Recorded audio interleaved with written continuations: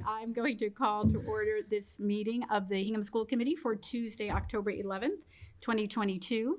We have a couple of special guests here tonight. Joe Moschino, our state representative, and Patrick O'Connor, our state senator. Thank you for being here. They're going to provide a legislative update for us. Unless I misunderstood anyone on the committee, we have a couple shuffle things we're going to do to the agenda. We're going to have field trip approvals before Dr. Adams' superintendent's report, and then we're going to hear from our student representative, Nathan Tessler, so he can get to his rehearsal. All right. So with that, a couple things before we get our legislative update. We have approval of minutes. Minutes of the school committee meeting held September 12th. Somebody want to make a motion? I'll make a motion to approve the minutes of the school committee meeting held on September 12th, 2022. Second? I will second. Thank you. Any discussion? Yeah, just one typo I'd sent to Jen earlier. The second paragraph, it misidentifies me as the chair. So I just told her. Well, thank you. Sorry about that. No. We'll fix that. No problem. All right. I didn't get to that. Nor did I. Yeah. Tell you. All right. Any other items? No. All right. All those in favor? Aye. All right. That is unanimous. Oh, you know what? I do it every time. I'm sorry. I forgot. It's my statement. This meeting is being offered remotely as an alternate means of public access pursuant to Chapter 107 of the Acts of 2022 and all other applicable laws temporarily amending certain provisions of the open meeting law. You are hereby advised that this meeting and all communications during this meeting may be recorded by the town of Hingham in accordance with the open meeting law. If any participant wishes to record this meeting, please let me know at the start of the meeting in accordance with Mass General Law, Chapter 30A, Section 20F, so that I may inform other participants of said recording. Is anyone else recording? No. All right. Thank you. Sorry about that. All right. Item 2.2 is to approve the minutes of a June 2nd, 2022 Special Ed Subcommittee meeting. So this is just for the members of the subcommittee. And the reason we have to approve them here is because the new special ed subcommittee doesn't have enough members from last time to approve said minutes. So, Tim, do you want to make a motion? Sure. I emailed the minutes to Jen and you, And me. Michelle. Yeah. So we're the two people we need to vote on, and me. So All right. make a motion to approve the minutes from the June 2nd Special Education Subcommittee. Mhm. I will second. Any discussion on those? All in favor? Aye. Aye. All right, that's approved too. Thank you. All right, item 3 on our agenda are questions and comments. The Hingham School Committee encourages community engagement, and we welcome questions and comments as agenda items are discussed at the meeting. In addition, we have set aside up to 15 minutes at the beginning of this meeting for comments or questions that fall under the purview of the school committee but are not on tonight's agenda. If any guests wish to speak, please raise your hand, state your name and address, and address your comments to the chairperson. If you are participating by Zoom, Jen, can you see if folks are there? Okay. If you're on Zoom, you can raise your hand on Zoom. Comments are limited to 3 minutes per speaker and must relate to topics within the scope of the responsibility of the school committee.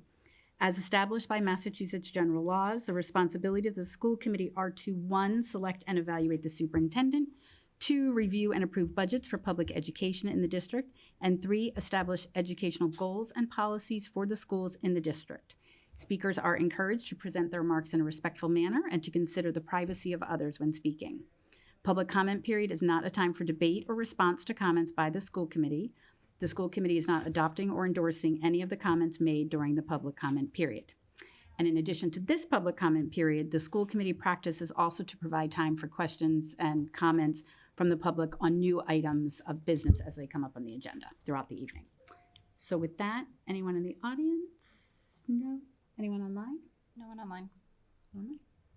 All right. Well, with that, then we will move to our next item, the legislative update from Senator O'Connor and Representative Joe Moschino. We good? Oh, okay, sorry. If you could come to the podium. Oh, thank you so much. Thank you. Thank you. Thank you so much, and thank you for being here. Thanks. Thank you. Good to see you.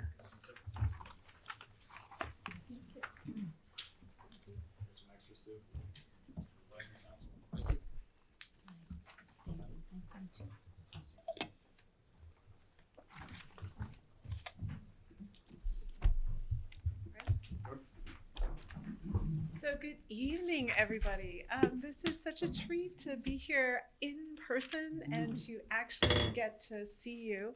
And I just want to pause for a moment and acknowledge our new superintendent, Dr. Catherine Roberts, who this is our first official meeting with you. And we just wanted to say welcome to the district, and I'm sure you'll be brilliant. And it's so nice to have you on board with us, and to all of the new school committee members. This is just really a treat to be here with you tonight. So as in the past, the senator and I thought that we would come and chat a little bit about, as we've done, the FY23 budget, just a little recap so everybody knows where we landed. Some relevant recent accomplishments of the legislature. There was a lot going on at the end of the session, and things were kind of moving fast. So we thought that might be nice to just share a few relevant things, talk a little bit about legislation of interest, and of course the other piece is the foster school. And then we are always happy at the chair's indulgence to take any questions that you see fit to direct our way. Do you want to start off with the budget? Sure. First off, thank you, everybody, for the ability to come before you and talk about some of the accomplishments in the Commonwealth as well as the district. On our first slide, and we'll make these slides available. We'll give you the deck so you can put it on the website for those interested in the audience as well as those at home who are curious about the presentation. To talk about the fiscal year 23 budget recap is to talk about the fiscal year 22 as well. I think that Massachusetts is going through an incredible period of prosperity, and we've been able to invest in the essential services, especially public education, to the tune like we've never been able to invest before. And so when you look at our fiscal year budget that we have planned for fiscal year 23, it's a $52.7 billion budget that incorporates a $39.6 billion tax revenue forecast. We're already currently exceeding that forecast by a few $100 million at this point in time. Last year it was to the tune of almost $6 billion. We beat our benchmark by. And the stabilization fund has now reached $7.35 billion. That's in comparison to just 6 fiscal years ago. It had just exceeded $1 billion.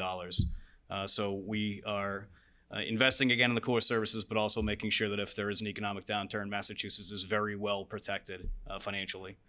Education, $1.18 billion for the early education and care sector. This was a huge investment that I know both the Speaker and Senate President wanted to make. This was exposed, in our opinion, during the COVID pandemic, and Massachusetts wanted to make sure that we put more financial resources towards early education and care. The Student Opportunity Act, which we were able to fund now for the 4th fiscal year, also has a now fund balance of $500 million. This obviously goes to the most economically challenged school districts, but there is also financial resources that go to all school districts in special education, transportation reimbursement, as well as increased money for charter school reimbursement. $6 billion to public schools through Chapter 70 funding. That's a $495 million increase over the previous year. Hingham gets, of that piece of the pie, $8.3 million, and we have other charts that we'll get into after this that kind of show the progression over the years that Hingham's seen. $110 million for year-long extension of the Universal School Meal Program. This was something that was instituted by the federal government last year. Unfortunately, due to partisan divide down in DC, they were not able to reach an agreement on extending this. So Massachusetts stepped up, the legislature stepped up and said, we're going to fund this. $82.1 million for regional school transportation, $29.4 million for Metco, of which I believe Hingham has 56 Metco students. And we appreciate the participation of the school district in the Metco program. I think it's a phenomenal program for our young kids. $440 million for special education circuit breaker, which brings that to a 75% reimbursement, which is sort of the highest we've ever been at. And I know we've been at that for previous fiscal years as well, but we're glad to be able to make that commitment. And then $243.8 million for charter school reimbursement, which we continue to hope to fund at a higher clip. We know the challenges that charter schools have on some public school districts when the resources are not in the public schools and are being sent to the charter schools. The debate over public school versus charter school, I know the public charter schools as well, is not something that I want to get into, but we as a state are committed to trying to make the school district whole as much as possible as they lose some of those financial resources to other competing school interests. And just to sort of circle back on the circuit breaker, 75% is the maximum, it's 100% of the reimbursement that we as the legislature traditionally do. So that's, and it has fallen in years past. So that is actually a super important one, especially for a school district like Hingham that really does its best relative to its sped students. So we also thought you might like to know that in addition to strong supports through Chapter 70 and sort of related investments in our education, the legislature continues to support our municipalities as well. And so the local aid is, generally speaking, $1.23 billion for the unrestricted general government aid. You always see that as the UGGA. And that's an increase of $63 million over last year. So even during the pandemic, as we're recognizing that we had more money to invest, it came straight to our municipalities. For Hingham, that is $1.8 million, and then on Chapter 70 for Hingham, it's $8 million. So a long-term, consistent investment in our municipalities, in our local education systems that the legislature continues to make. And as the senator pointed out earlier, we are, everyone is concerned about, this is kind of unprecedented times in terms of our economic growth. And as some of the federal dollars start to subside or get expended and we move away from that, there is some concern. So we are looking ahead towards the stabilization funds. And so you see us also investing in our municipalities, investing in our students and our teachers and our buildings, but also looking ahead towards making sure that we can see those commitments straight through. I'm going to let you do the supporting local causes because those were your amendments in the budget process. Sure. Yeah. So during the fiscal year 23 budget, we were able to get $10,000 for Hingham Sports Partnership, which I'm sure many of you are familiar with, that promote our student athletes as well as the athletic programs themselves. $10,000 for Social Snap, which is a phenomenal organization. Love that group. That's able to become one of the bigger employers now in the town of Hingham, as well as have those students partner with children with disabilities to be able to provide them a really enriching experience. $10,000 for Social Peer Recovery, which is a substance use disorder support program based out of Scituate, but helps many people in all throughout the South Shore. Type 1 in Hingham, which is a fitness group that is focused on funding research for type 1 diabetes, as well as $25,000 for Maddie's Promise, which is researching childhood cancer, and $20,000 for Fruit Period, which is the second time we've been able to support them, which provides feminine hygiene products in all of our schools, including all the schools in Hingham. So just to recap, as I said, it was 1.7 for the unrestricted. It was 8 million for the Chapter 70. And on the unrestricted, that's a 5% increase. And on the Chapter 70, that's a 2.9% increase. So always going up.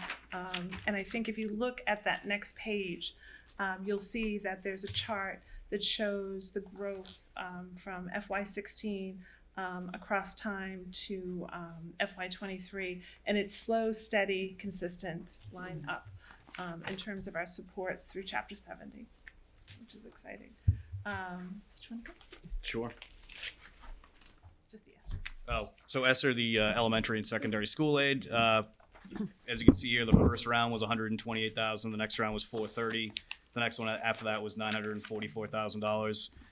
We understand the challenges financially that the school district had, especially in meeting the certain protocols and everything else that came with the pandemic. And we appreciate all the work that you've done during this period of time. We know that on government in general, I think that school committees got it the hardest with the division that was going on inside of the communities themselves, as well as just the anticipation that people had and children had of returning to school. So I just wanted to say personally, on behalf of both myself and Representative Moschino, thank you for all the work that you did during that period of time. ESSER was the federal funding component of this, and the state supported a lot of that with doubling down efforts on certain infrastructure needs that you had during that period of time. I mean, that's just the money you had to really do the leadership and figure out to find the path. So just congratulations for doing it so successfully. And then the next one, we'll let you do the one after that, is the promoting, so legislation signed into law that regards public education. We really focused this year on making sure that no child in the entire Commonwealth of Massachusetts goes hungry, whether it be before, during, or after school, or on weekends. We've been lucky enough to set up a program through the Weymouth Food Pantry and the South Shore Food Bank that has backpack program for the town of Weymouth, as well as some other communities. And what we were able to do was sign into law breakfast before the bell, as well as other pieces of legislation tied to that, to really make sure that Massachusetts across the board collectively made sure that no child was going to go hungry. And on top of that, the $110 million that we were able to put into funding to make sure that all the meals were going to be paid for another year really gives us a strong foundation in my viewpoint to be able to succeed at this, and probably be the first state in the nation to make sure that hunger, food insecurity doesn't impact the child's education, which I think we can all hang our hat on and be very proud of. And so this piece of legislation was just really an omnibus bill that checked a lot of the boxes of being able to make sure we provide free breakfast and free lunch. There's no debt shaming of kids who may have balances that are on their school lunch cards, things like that. We were able to accomplish in a major piece of legislation, then double down with the funding. The lessons learned, I think, were important that we carry them forward, and this is a piece of legislation that essentially took what we learned from COVID. That's shown a real light on it. So you'll see other steps that we're taking in different areas, but that's one of them for education. We did do a lot of policy work this year as well. And so the second piece on your presentation is educating students on genocide and human rights. Really, it's as basic as understanding the need for instruction on the history of genocide, and it's responsive to an alarming amount of concerns regarding anti-Semitic incidences across the Commonwealth. So this was, I think, an important one to come forward at a time we need to be building community. And so there is a trust fund that comes with that for both education, the materials, instruction, curriculum development, et cetera. And it's really meant to provide the professional development, the training to assist educators in teaching genocide. So that was an important one, I think, to get on the books for us, which was exciting to see them do that. And just to add on to that, I thought that the genocide education mandate was good. I thought that the civics education mandate was good. And I really do hope that next year, every year we seem to be doing one. I do hope that financial literacy is the next one that we tackle. I think that preparing our kids in the public education system gives them the best opportunity at success. And whether it be through civics or understanding genocide or understanding how to balance a checkbook, I think all of those things are important. And schools now have become the wraparound service for children, and we've identified that in government. We need to invest more in it, but we want to make sure that these kids are prepared as they possibly can be in many different aspects that aren't traditional public school subjects. And it's been going well. So referenced the civics, and I have to say I wasn't sure what to expect when we put that into place, but throughout both of our districts, the students have really embraced it. The teachers have really embraced it. And it's amazing how many young people, how many students have reached out to our offices, either individually or as groups, coming into the State House itself, inviting us down. So it's actually been really joyful and a lot of fun just to talk about our jobs and the work that we do and how we intersect with the localities and all. So it's been really, really amazing. And it's astonishing how much even the young kids know about government and how things work and who we are, which is it's been pretty exciting. So, yeah. The next one we wanted to mention, which is a hugely important one, is around mental health. We passed Addressing Barriers to Care through the Mental Health Act, ABC. Hopefully you've all seen this. It implemented a 988 hotline, and it really initiates, I think the most important thing it does is initiate a public awareness campaign, especially around red flag laws that we had put into place a session prior. Mandates coverage and eliminates prior authorization for mental health acute treatment. So think about, going into an emergency room, that sort of thing. You just go in, you get it. So it mandates the coverage for that, and really is around stabilizing services.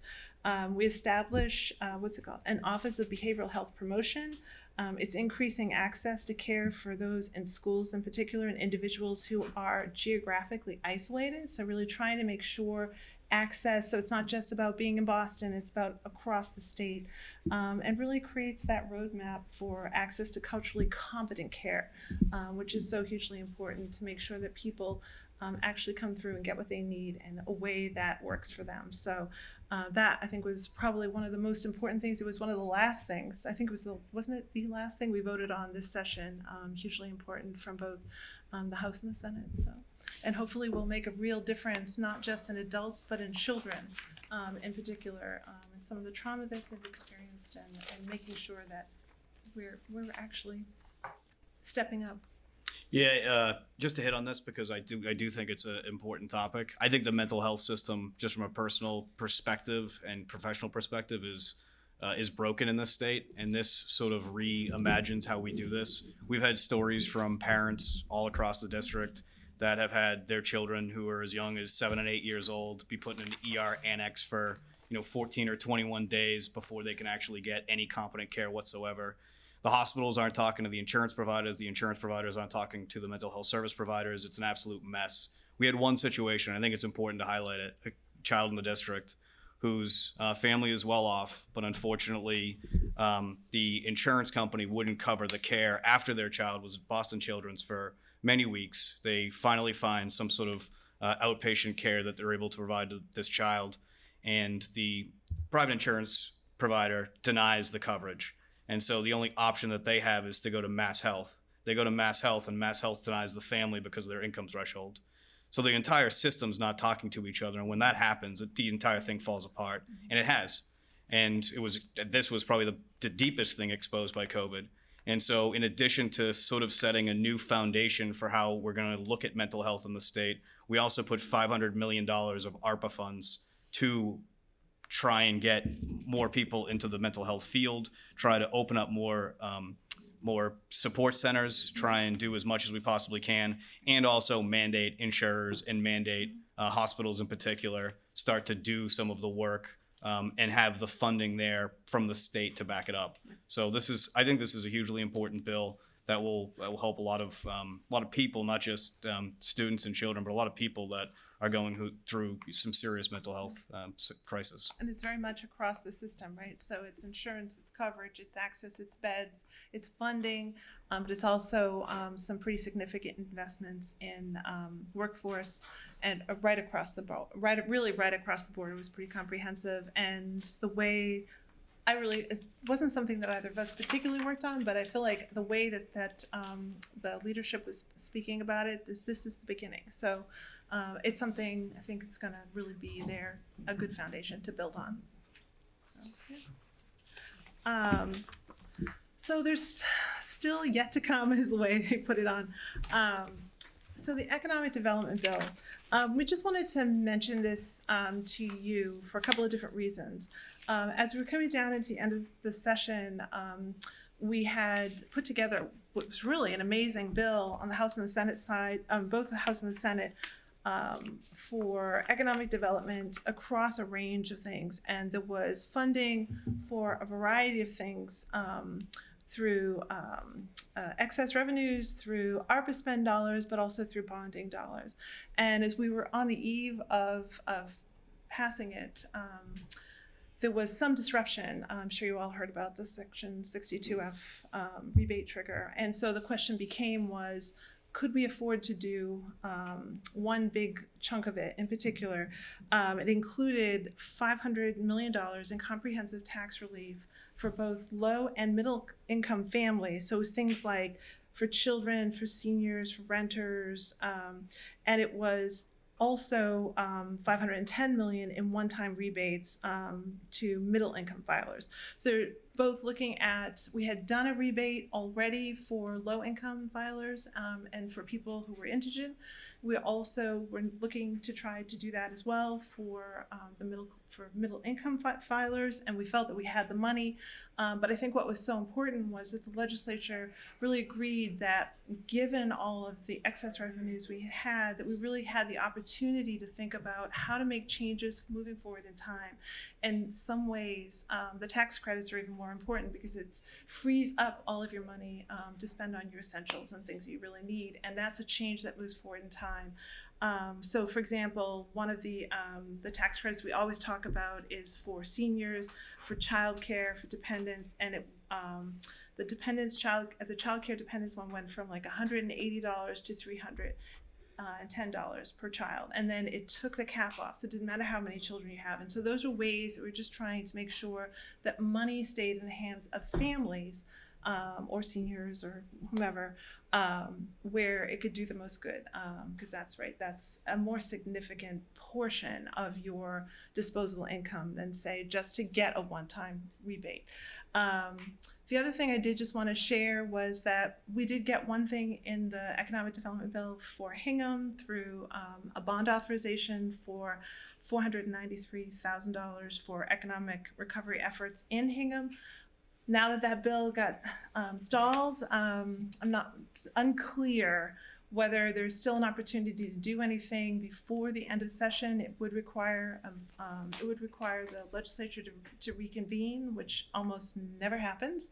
But we're also in October, so just a matter of time waiting until session begins anew, and then sometimes what we see happens is they'll refile those bills and move them forward at the beginning of the session. So one way or the other, I think, I would say the Speaker's remarks, House Ways and Means remarks, the Senate President, the Senate Ways and Means remarks indicate that it was a great bill and they do want to see about moving it forward. It's just the question is what the timing is. I don't know if you have any more insights than I have to offer, but it's a great bill and there's a lot of important things in there for communities. We'll definitely come back on the ARPA spend dollars, then we'll see how it goes from there. So I don't know if you wanted to add anything about section 62F. No, so I'm on the Economic Development Bond Bill Conference Committee. There's 6 of us that are still trying to figure out what to do. I think that we had it pretty much resolved on July 31, but then when it became clear that we were going to be returning $3 billion in taxpayer dollars due to the 1986 ballot referendum, we didn't know really what to do with the tax cuts that were in there, because it would be sort of redundant in some instances to give people 13% of their state sales tax, state income tax back, and then also send a one-time payment out. So from what we've been told from Senate leadership is that they're going to scrap the one-time payment and hopefully still do the $501 million in tax cuts. And one of the things, and I think that it's important, we are in a wealthy part of the state. The estate tax also gets increased from the $1 million threshold to the $2 million threshold, which I think is going to help a significant amount of people. We've heard stories in this district from people who were public school teachers and, due to good investments and buying the home, and when they purchased it, their estate became worth over $1 million. And when they sadly passed away, their children were shocked to find out that they were going to be hit by a state tax that was geared towards that. And they really shouldn't. We're very behind the curve when it comes to the rate at which we start the estate tax. Federally, it's much higher, and this is just kind of, in my opinion, going to keep us up with the times. But I think it's important to do because it's very tough to get tax cuts passed in the legislature. And so this comprehensive package really saw that the state has a significant amount of resources in our reserves, in our general fund, and so we needed to give it back. And I'm proud to be able to say that I fully support the $3 billion going back to the taxpayers too. And it's incredible that we're in a position in this state that we can give those $3 billion back, that we can have a rainy day fund at $7.5 billion, that we can fund our budget at the highest clip it's ever been, provide the services that we do across the board in Massachusetts, and still be able to return that type of significant amount of money to our tax base. So I think it's a reward to the people and taxpayers and communities that made it all possible. And I don't want anyone to think that it fell a lot. I heard from a lot of people, "Oh, it fell apart. Oh, you didn't get it done." No, in fact, the Section 62F was part of their internal audit. They're just going through, checking the boxes, and someone realized that it might, in fact, be implicated. And the delay really was that they sent it to the auditor to certify the numbers, just as the town is doing now with, all of its budget numbers, looking ahead to its budget cycle coming through. Division of Local Services, DOR, will certify all of your revenues in the same way on the state side of it too. So we did get the report from DOR. We did get the auditor funding, and so that was really, I think they wanted to know that precisely what they were doing, precisely what the revenues were. So now we'll see what the strategy is to move forward. But we definitely will move forward, because at least some of that money is ARPA spend. I think it was like a third, and a third. So we do need to be spending those dollars, and whether we do it reconvened or do it when we come back at the beginning of next session, it's just a matter of a few months. So one way or the other, we'll move forward. We'll figure it out together. So did you want to? You can do that with the yeah. house. It came out of the house. So on the House side, Chair Peisch had put together an act relative to educator diversity, and simply stated what it really was meant to do was to establish alternative certification for aspiring teachers. The idea is to really broaden the pathways to make sure we have as diverse a teaching staff as we possibly can. So it created an educator data dashboard. It created requirements for to appoint officers and teams in school districts to ensure that to set the plans and to ensure compliance with it. And it created a fund, an educator diversity fund. We didn't, so it made it to House Ways and Means, but did not get passed because of the press of other business. But I will just note on your slide that there was money allocated, about $15 million, and a new line item, and as we all understand, is where we spend our money, is what our policy actually is. So I know that Chair Peisch is eager to put that forward again, and I'm sure we'll see it. And I think everyone agreed that it was a worthy thing to do. So it was $15 million for a new line item in this budget, FY23.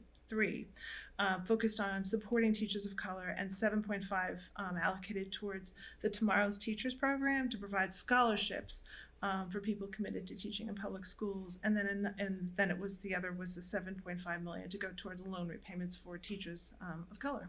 So yeah, very worthy bill, and I'm sure Rep. Peisch will put it forward again, and we'll be considering it in the legislature this coming session.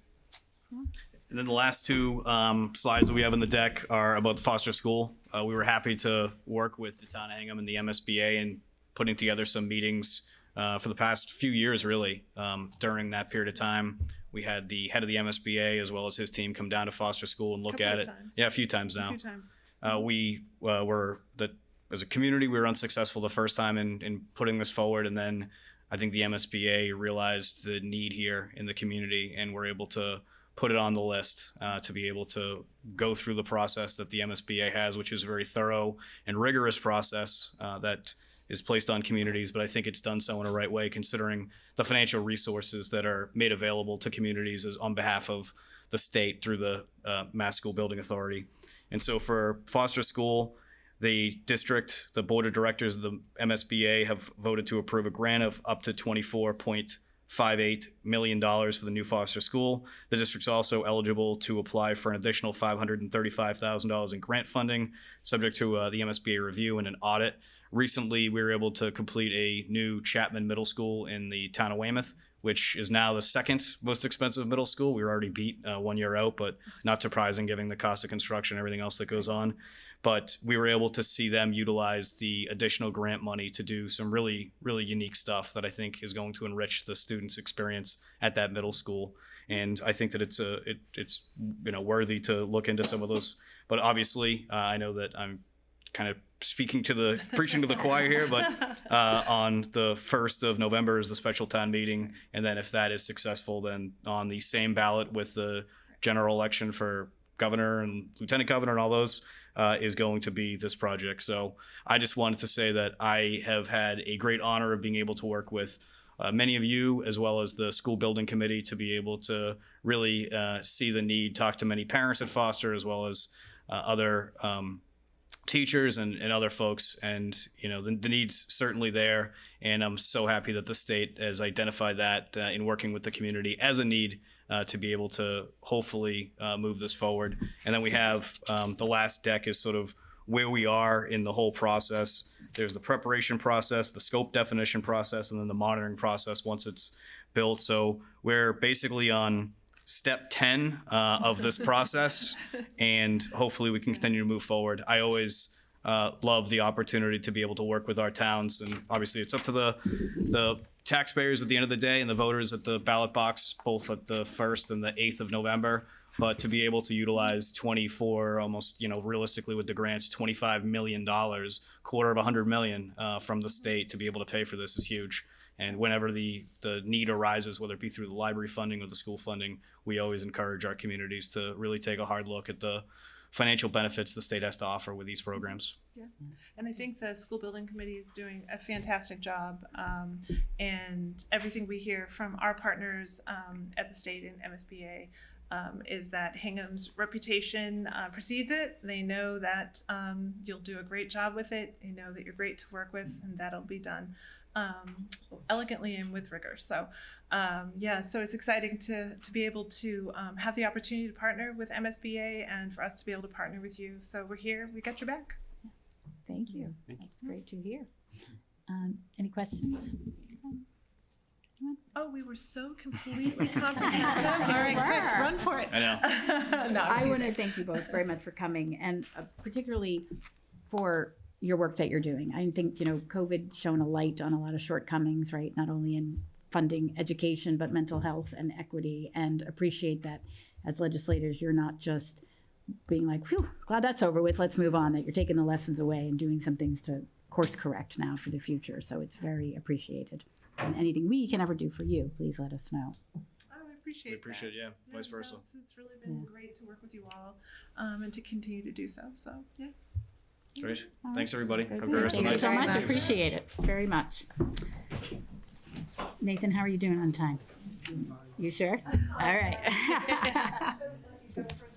No, he's all right. He wants to hear, so you want to do the field trip still first? Yeah, let me do the field trips. Let them get All right, there's a few of them. All right. All right, so we will move, skip ahead a little bit on the agenda and go to items 8.1, 8.2, and 8.3, which are the New York City field trip, the Drama Club, New York City field trip for art, and a proposed 8th grade trip to Washington, D.C. So, Dr. Adams, I don't know who wants to go first. Do you? Hold on. The first one is just a change of date. Okay. It's a trip that was already approved for New York City, and the material just indicates a change of date. Got it. Okay. And that's the 8.1. 8.1. Okay, perfect. Does anybody want to make a motion to approve the change? I'll make a motion to approve the previously approved trip to New York City in December 2022 to update for the date changes. And I will second. Any discussion? All in favor? Aye. Any opposed? All right, great. Approved unanimously. All right, so then 8.2 must be the drama trip to New York City, one I'm very familiar with. If you send me a list of shows, I'll let you know if I'm available for chaperoning.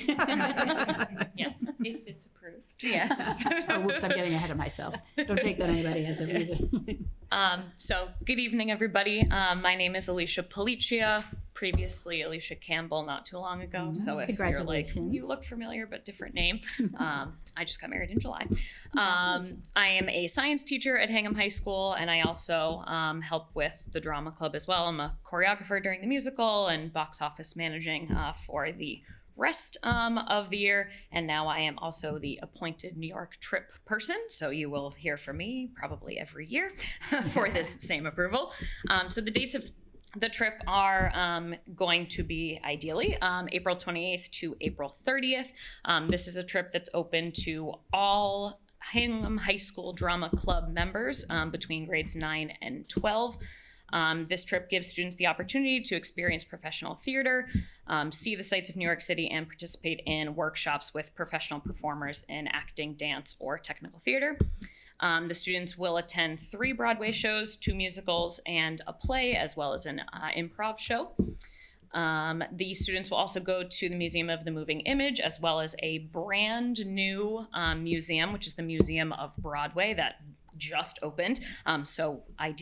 If we are approved, we are really excited to be able to go to see that because we haven't been able to see that before. This is not a new trip. This is something that the Drama Club has been doing for many, many years. And actually being a student of the Hingham schools, I have actually gone on this trip both as a student and as a chaperone. So I am excited to sort of continue with this. This is something that students generally look forward to every year. So hopefully we'll be able to continue that.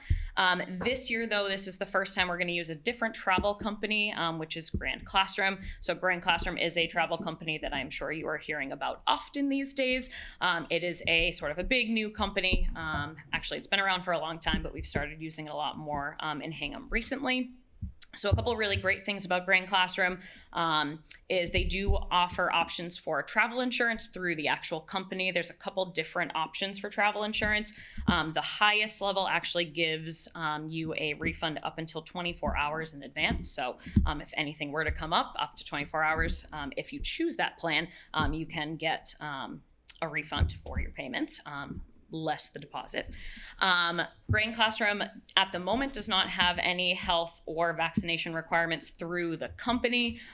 The travel company itself actually sort of continues to look over all of the requirements in New York City. Where we are going to Broadway theaters, if you remember from during COVID, times we do have some differences sometimes between New York City requirements and then Broadway theater requirements. So Grand Classroom will be taking a look, and I will be taking a look at those requirements for both the city in general as well as the theaters that we'll be going into.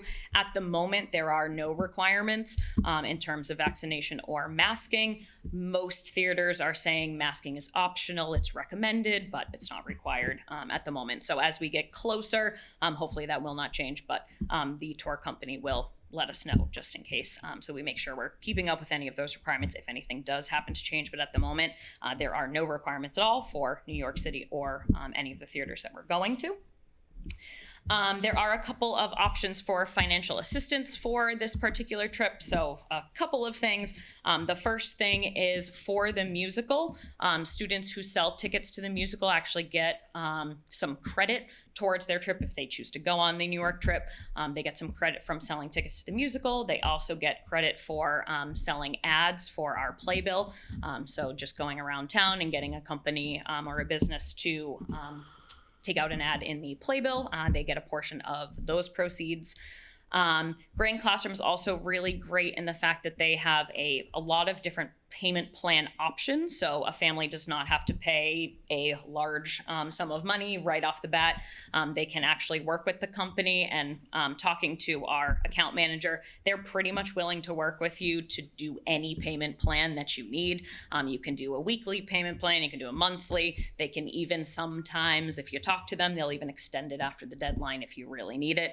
So Grand Classroom is actually really, really good with payment plans and things like that to help out rather than having a big sum of money all at once. And then the last thing is the Drama Club does have some funds that we've allocated. If there are any students who are in any sort of financial hardship, we will let them know that if they do want to take advantage of these funds, they would just need to talk to me or Maureen Fish, who is the director of the Drama Club and of the shows, and we would handle it confidentially with them, their families, and Grand Classroom. So it wouldn't be something they would need to publicize to anybody. They could come to one of us and just let us know what's going on, and then we can use some funds from the Drama Club that we have to help with that.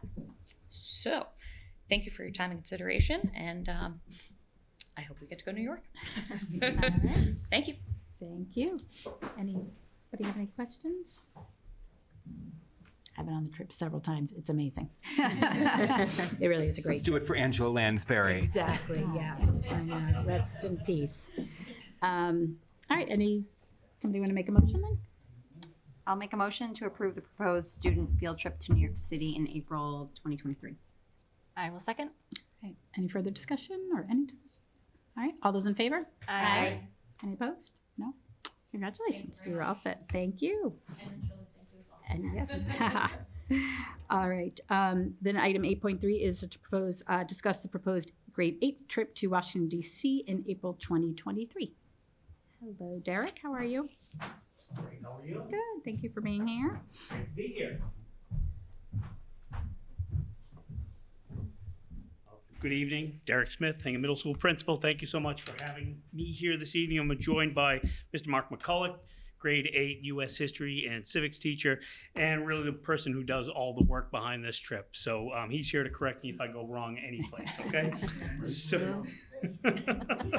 So we are here to ask the committee's approval for our annual grade 8 trip to DC.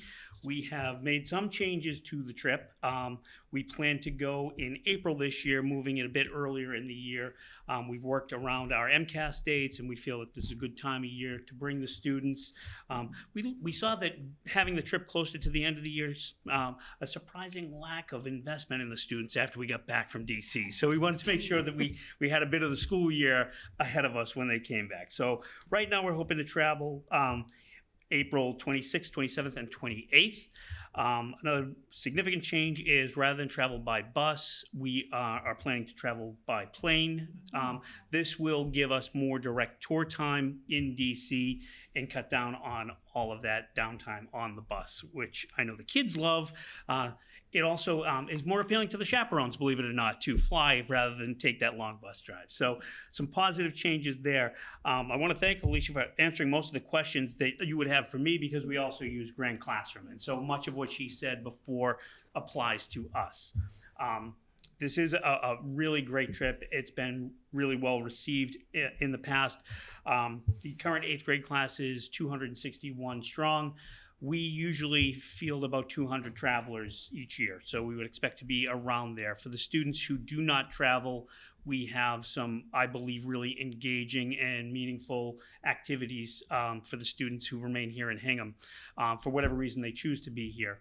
So they won't just be at the middle school. We have guest speakers, we do local trips, all related to civics and what they've been studying as part of the grade 8 U.S. history curriculum.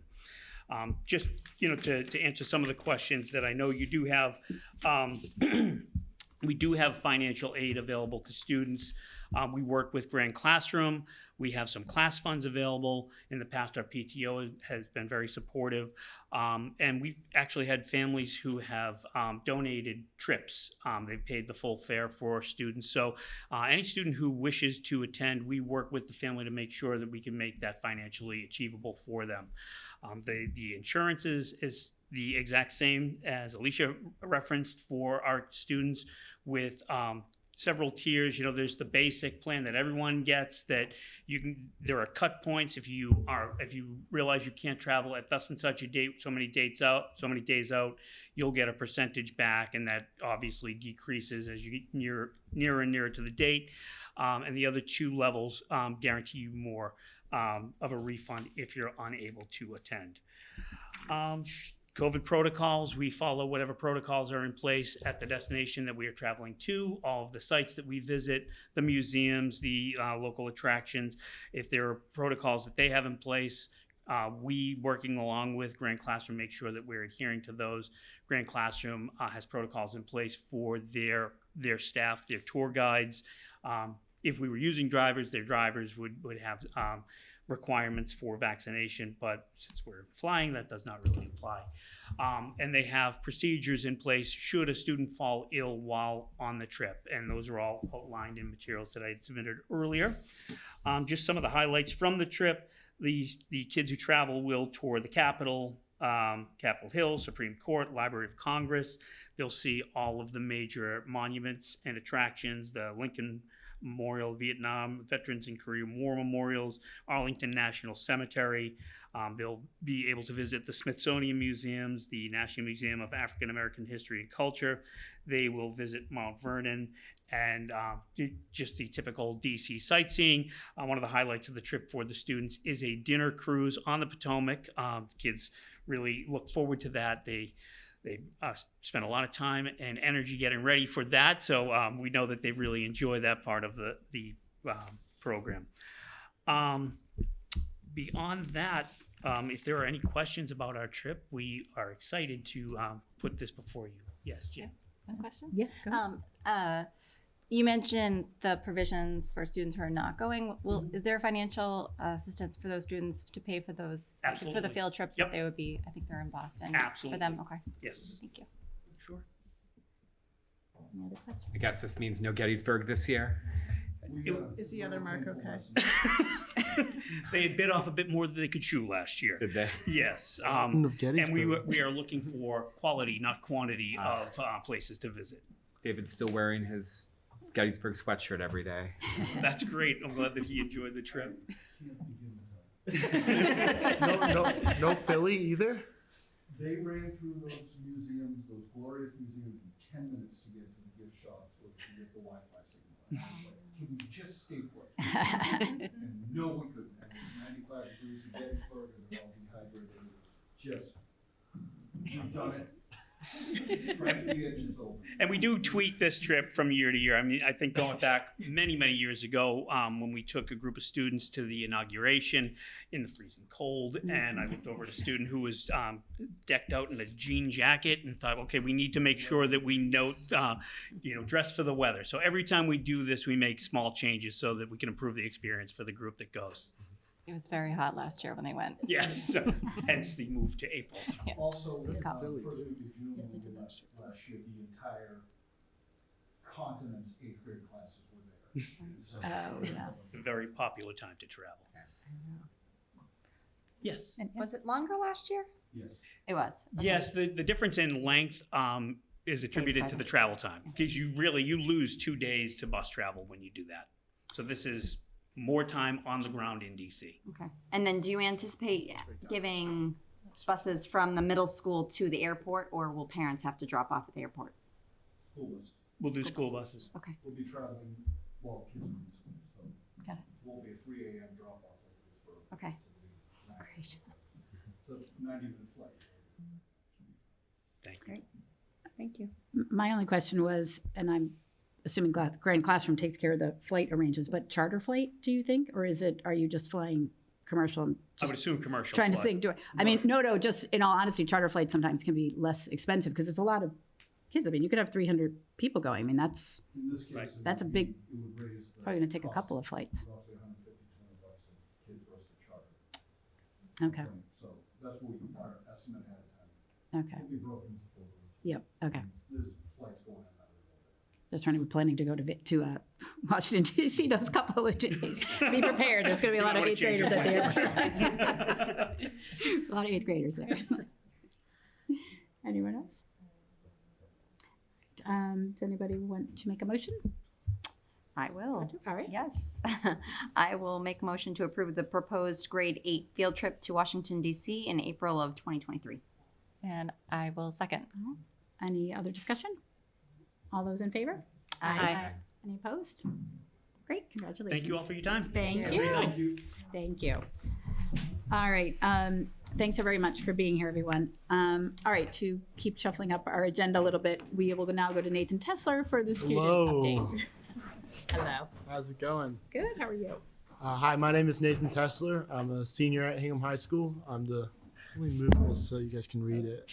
I forget that's Dr. Adams. Yeah, I'm not Dr. Adams. I am not the superintendent.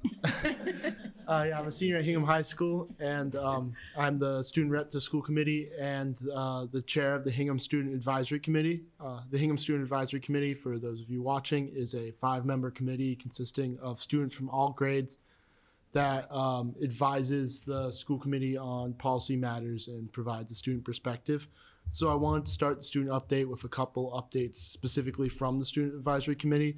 The first update I want to give is that we just got an election from our freshman class for class officers, and I want to welcome our new freshman rep, Ariana Sood. I don't know if it's Sood or Sood, to be honest, but we just had a meeting with her on Friday and the rest of the group, and we set some new agenda items.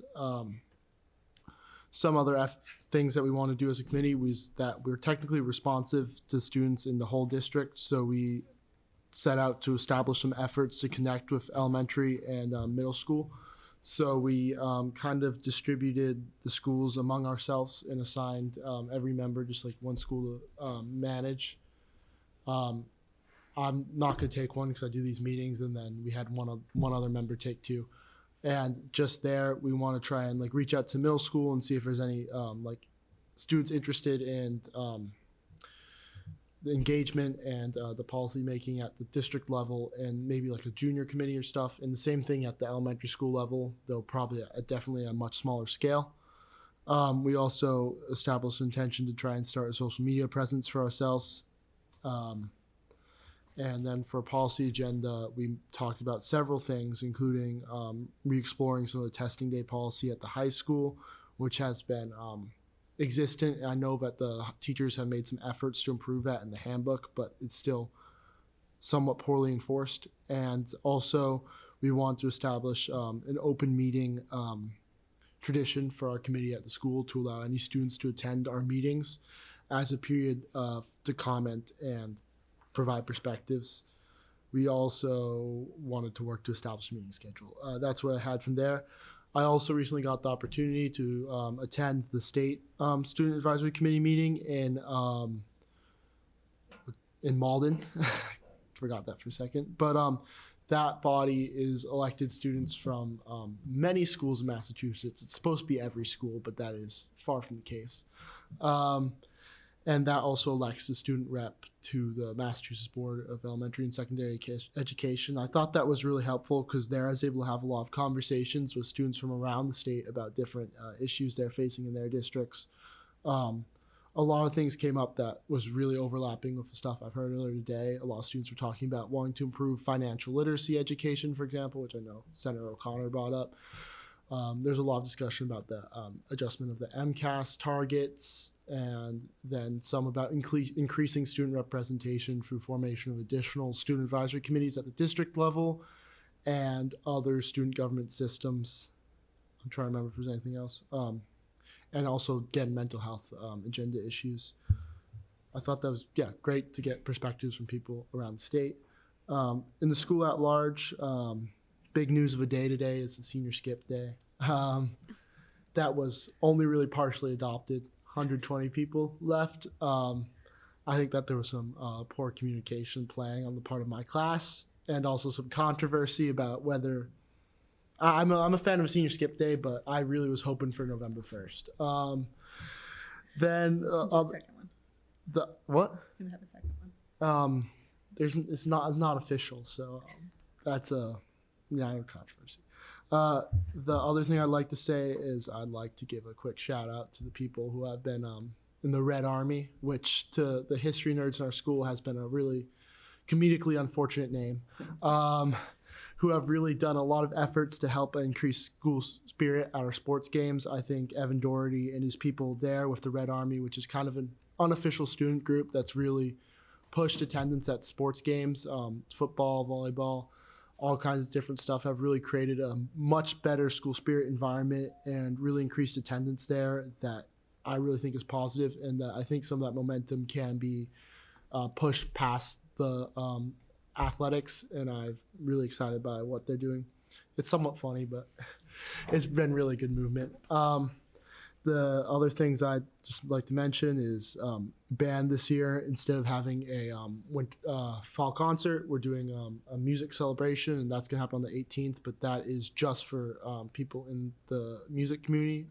Excited to see how that turns out, because instead of having a public concert, we're kind of putting stuff off until later in the winter, so that probably should lead to a more expansive and better winter concert for the bands. And orchestra and chorus, so I'd really recommend attending those. Other than that, I think everything's been pretty smooth at the school. If you have any questions about how stuff is going, I'd welcome anything. So Yeah. a couple Okay. things. First, thank you for going to Malden, and I think it's I great know. that Hingham kids have a voice in this. So that's great. I just wanted to mention we had the middle school council this week, and Principal Smith mentioned that he's starting. I think on this Thursday, he's starting an 8th grade advisory committee or council. So that might be a good thing for your group to connect with. Yeah, that's a really good effort, and I'll make sure that we try and connect with that. Great. Yeah, Malden was a rough commute. I'm sure. I know. I was during the Orange Line closure also. Oh man. Yeah, and then where can we find you on social media? We haven't done that yet. Okay. All right. Well, let us Haven't know when done you that do. yet. Will it include Facebook for the parents? I think that if we're going to do something, I Only do don't think any of Instagram. us on the committee have a particularly strong social media bandwidth. So I think that we'd focus on stuff that's more focused on connecting with students. Yes, I know. Yeah. And yeah, that's our effort. Feel free to reach out to me with any questions. Nathan, 23N Tesla at hinghamschools.org. All right. I'm going to be in touch because we do need to Yeah, try we to. do need to schedule a meeting. Yeah, we need to schedule a I meeting. was So, supposed to email you, but I forgot no, that's to. okay. It's fine. By statute, we're supposed to meet every other month that school is in session with the student advisory committee.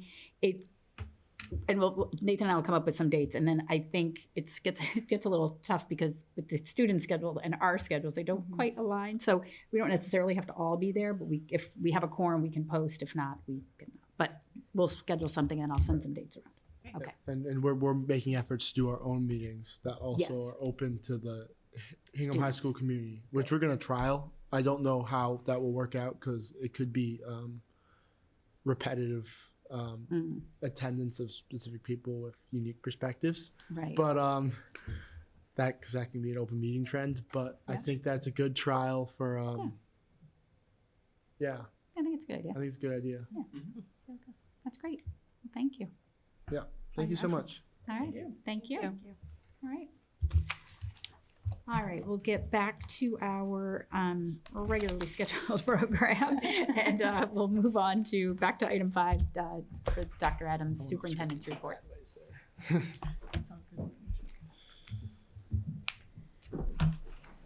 Thank you, Nathan. Thank you so much. Can I get the Thanks. Yes, get to jazz band.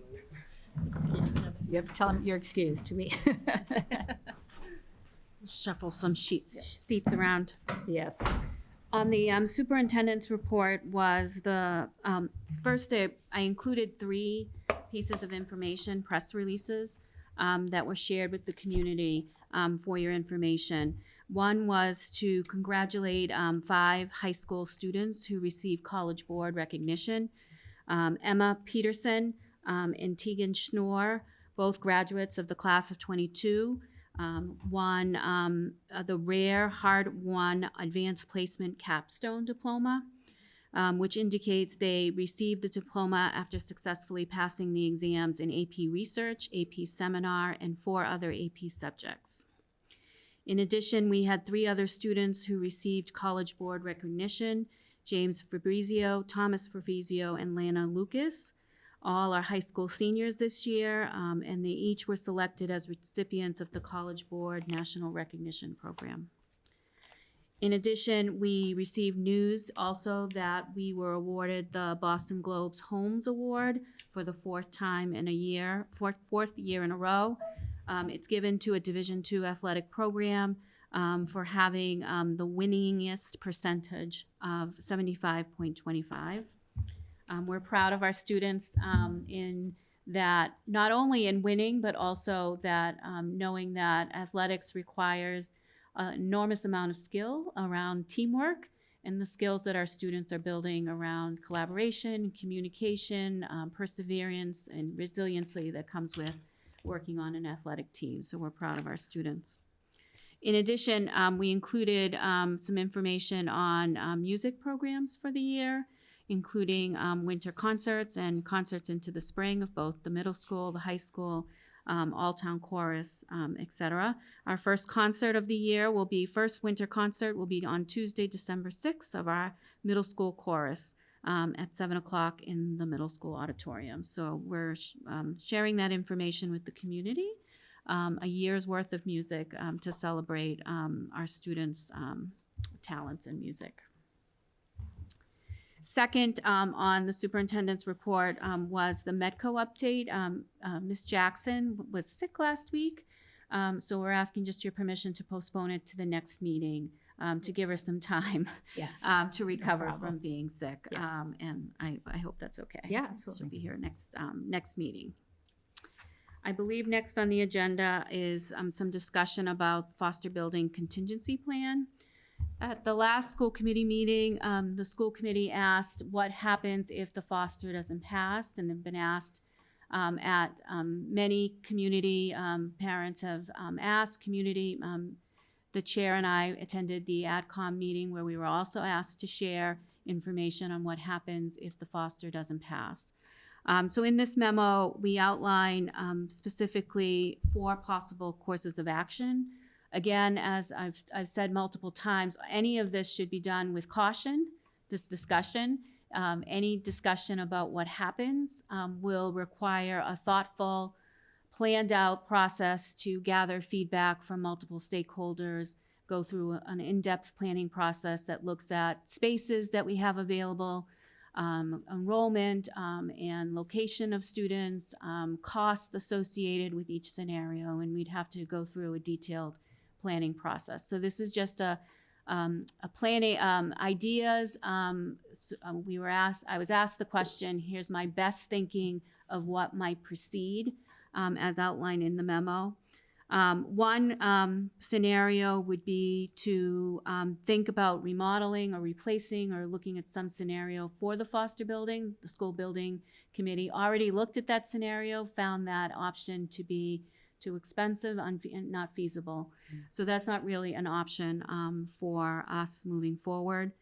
Another option would be to look at some alternatives existing space that would house the 400 students that currently are at the foster. No such space exists in town, so that's also not a very feasible option.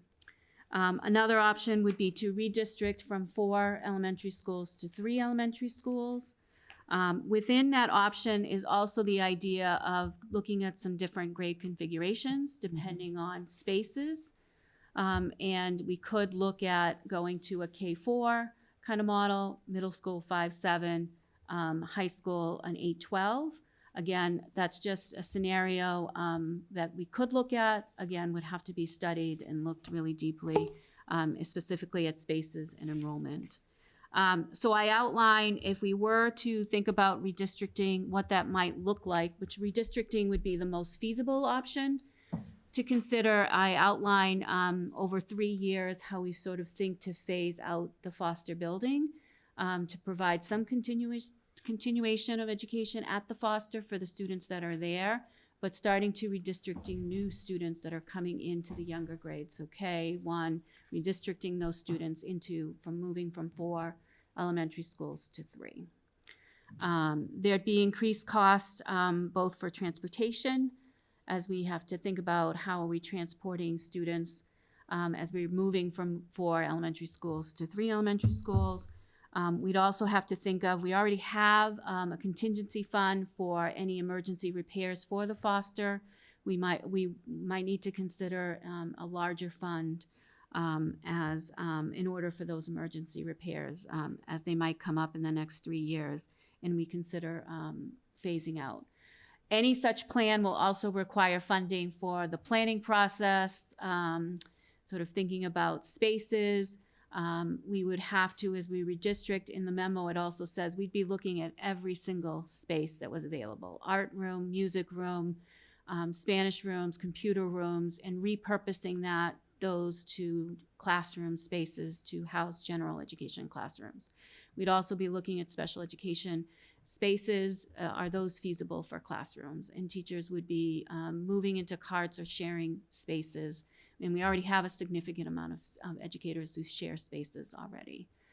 So we'd be looking at a significant change in how we're delivering our elementary program services in that shift from 4 to 3.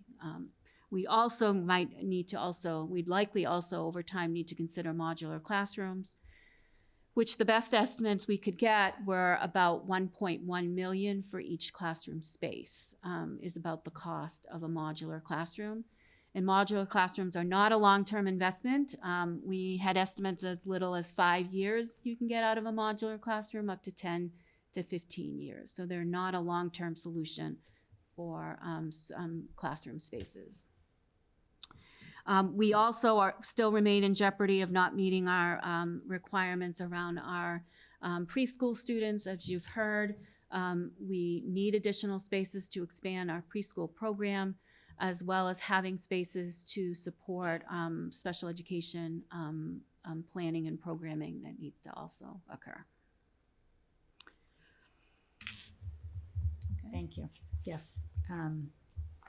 It's pretty dire either way. So, I mean, I think the takeaway though is it's costly, right? One way or the other, right? It's the new school is going to be costly, but so is these potential options. Yeah, I mean, Yeah, absolutely. I mean, that's sort of my biggest takeaway just thinking about this.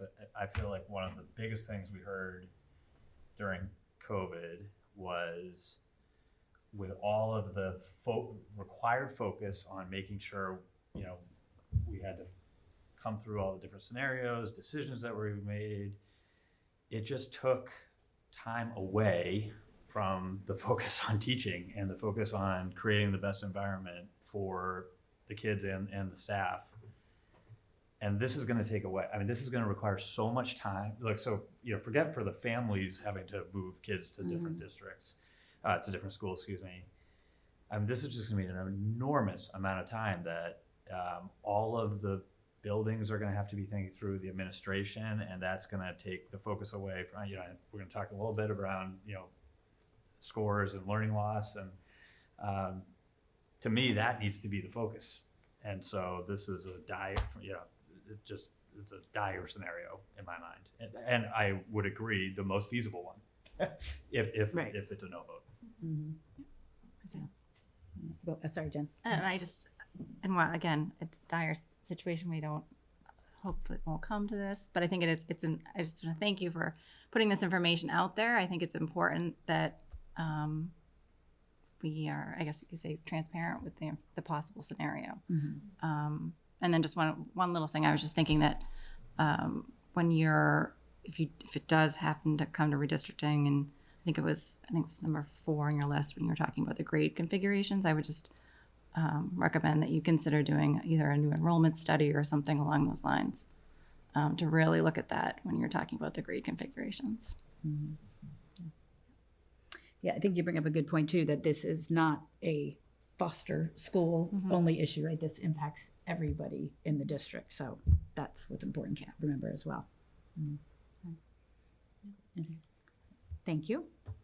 I just want to your point, Adam, to that I do think it's important. I think there is a little bit of a lack of, for the middle school and high school parents, a lack of understanding of that it could possibly, depending on the circumstance, impact them as well if we're shifting grades and redistricting up to the middle school and high school and changing that. So it really is a full town-wide, discussion. Yeah, and again, I mean, it is, you've got a strategic plan that is really going to be hard to execute without this. Right. Yes. You add this on, and we saw what happened over the last couple of years. That sucked all the oxygen out of all of the other important work. Again, everyone needed to do that.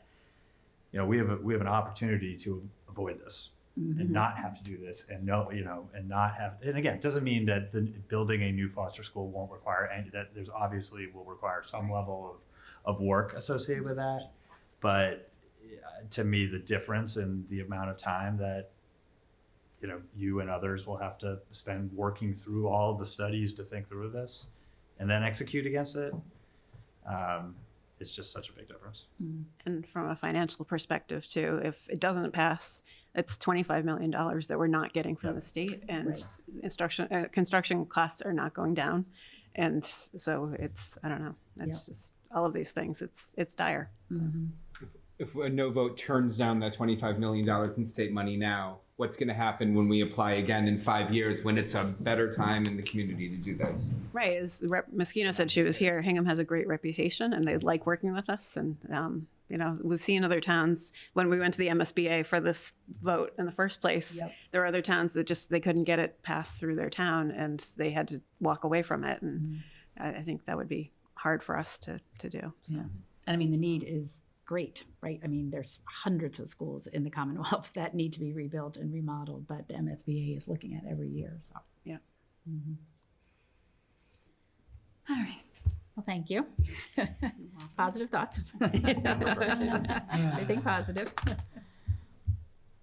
All right, and then your MCAS next? Yes. All right. So first, we want to make sure that the school committee is clear. This is not an MCAS presentation.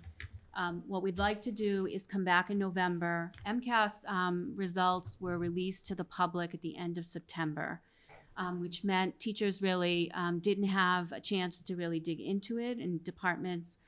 So that's happening in October. We're meeting with teachers. The leadership team is looking at it as a group. It was embargoed up to the end of September. We had individual data, but couldn't look at and discuss it in any grand way. So that those discussions are happening now, and we'll be back in November to share a much deeper analysis of the MCAS results, including how we're looking at the results to identify some next steps and what conclusions we can draw from it. We did think, though, that trying to present MCAS and the accountability report at the same time was too much for one night. So we thought we'd separate them and just give you some information, a big overview of the accountability report that comes from the state. And so that's what we're going to do tonight. It won't include next steps. It won't include any conclusions. It'll really attempt to give you some information about how to read the accountability report from the state and what information it gives us. So one of the things you'll hear us say now, as well as in November, is a reminder that the last time, 2019 was the year students took the full test administration. In 2020, there was no test administered. And then in 2021, grades 3 through 8 had a half a test. So it wasn't a full year of a test. So that'll be an important piece when we look at 2021 MCAS, that they only took half, which the state will say is just as reliable, but many educators will say it was just half the test, so perhaps not as reliable. And last year was the first year we had, again, went back to the full test, grades 3 through 8 and grade 10. So the accountability system for the state, if you think about it kind of like buckets, there are buckets of data that go into, there are things that go into each of these buckets.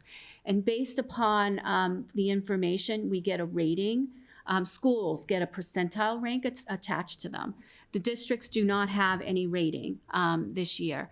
So there's achievement, which is your MCAS results. There's student growth, which is our student growth percentiles. Then there's information around high school completion. This obviously would be only for the high school.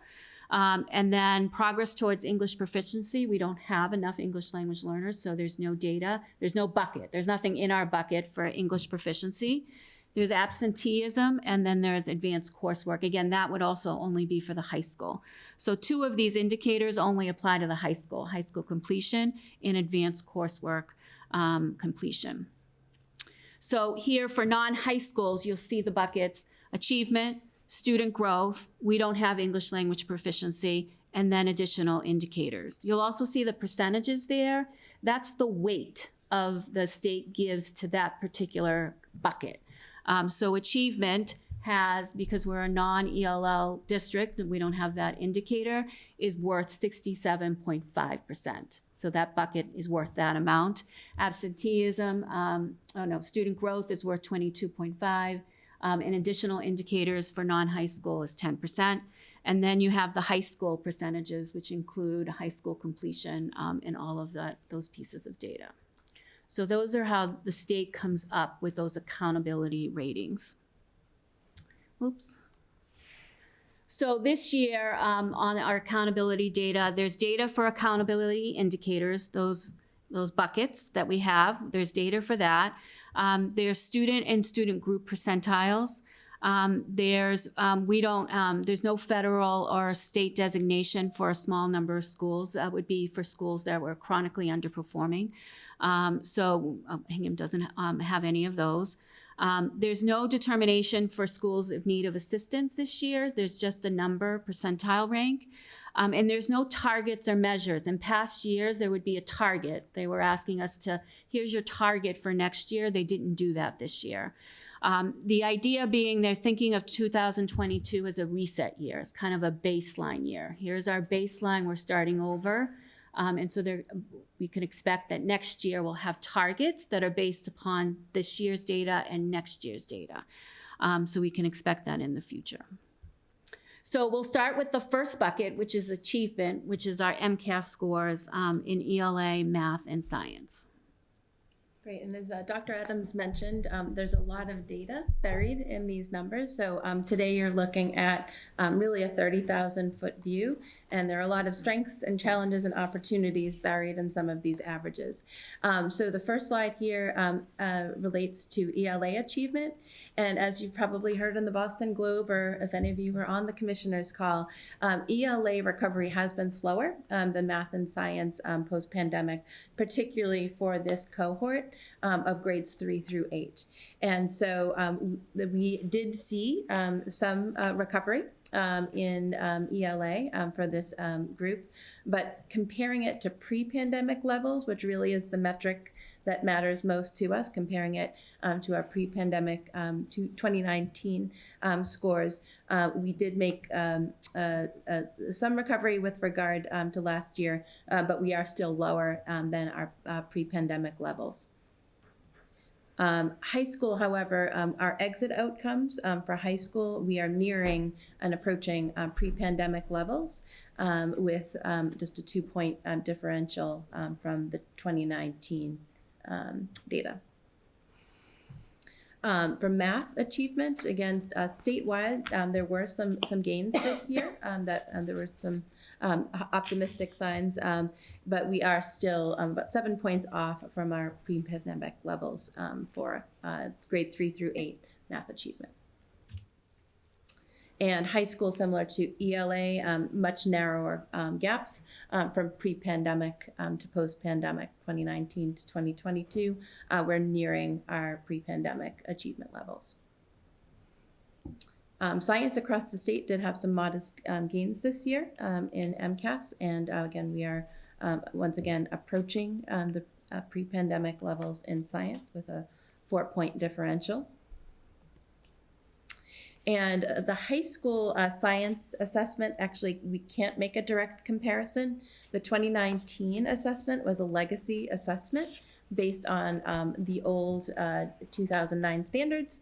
The current 2022 data that we're looking at is the first time the next generation MCAS for science was administered at the high school level, and therefore there isn't a direct comparison from 2019 to 2022. We're doing student growth? Sure. Okay. Student growth percentiles, you see on the next slide, it's we get a score.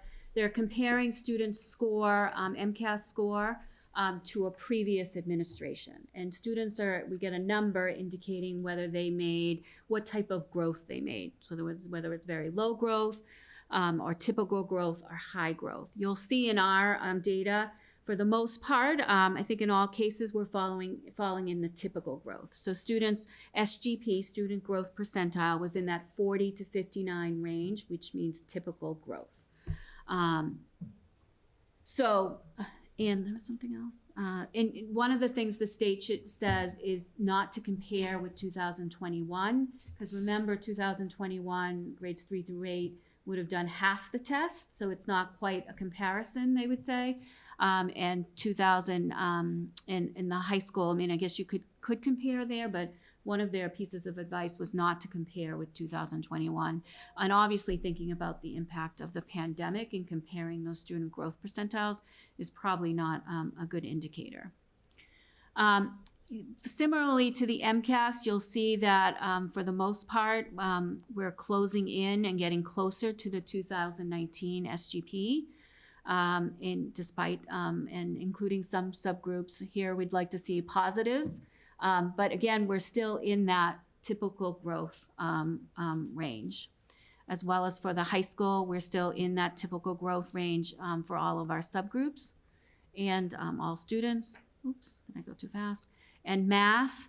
Math, you'll see some pluses here. There was some increases in some grades, and we'll be going into this when we look a little deeper into the MCAS of where those pluses were and where we have some need moving forward. And math as well.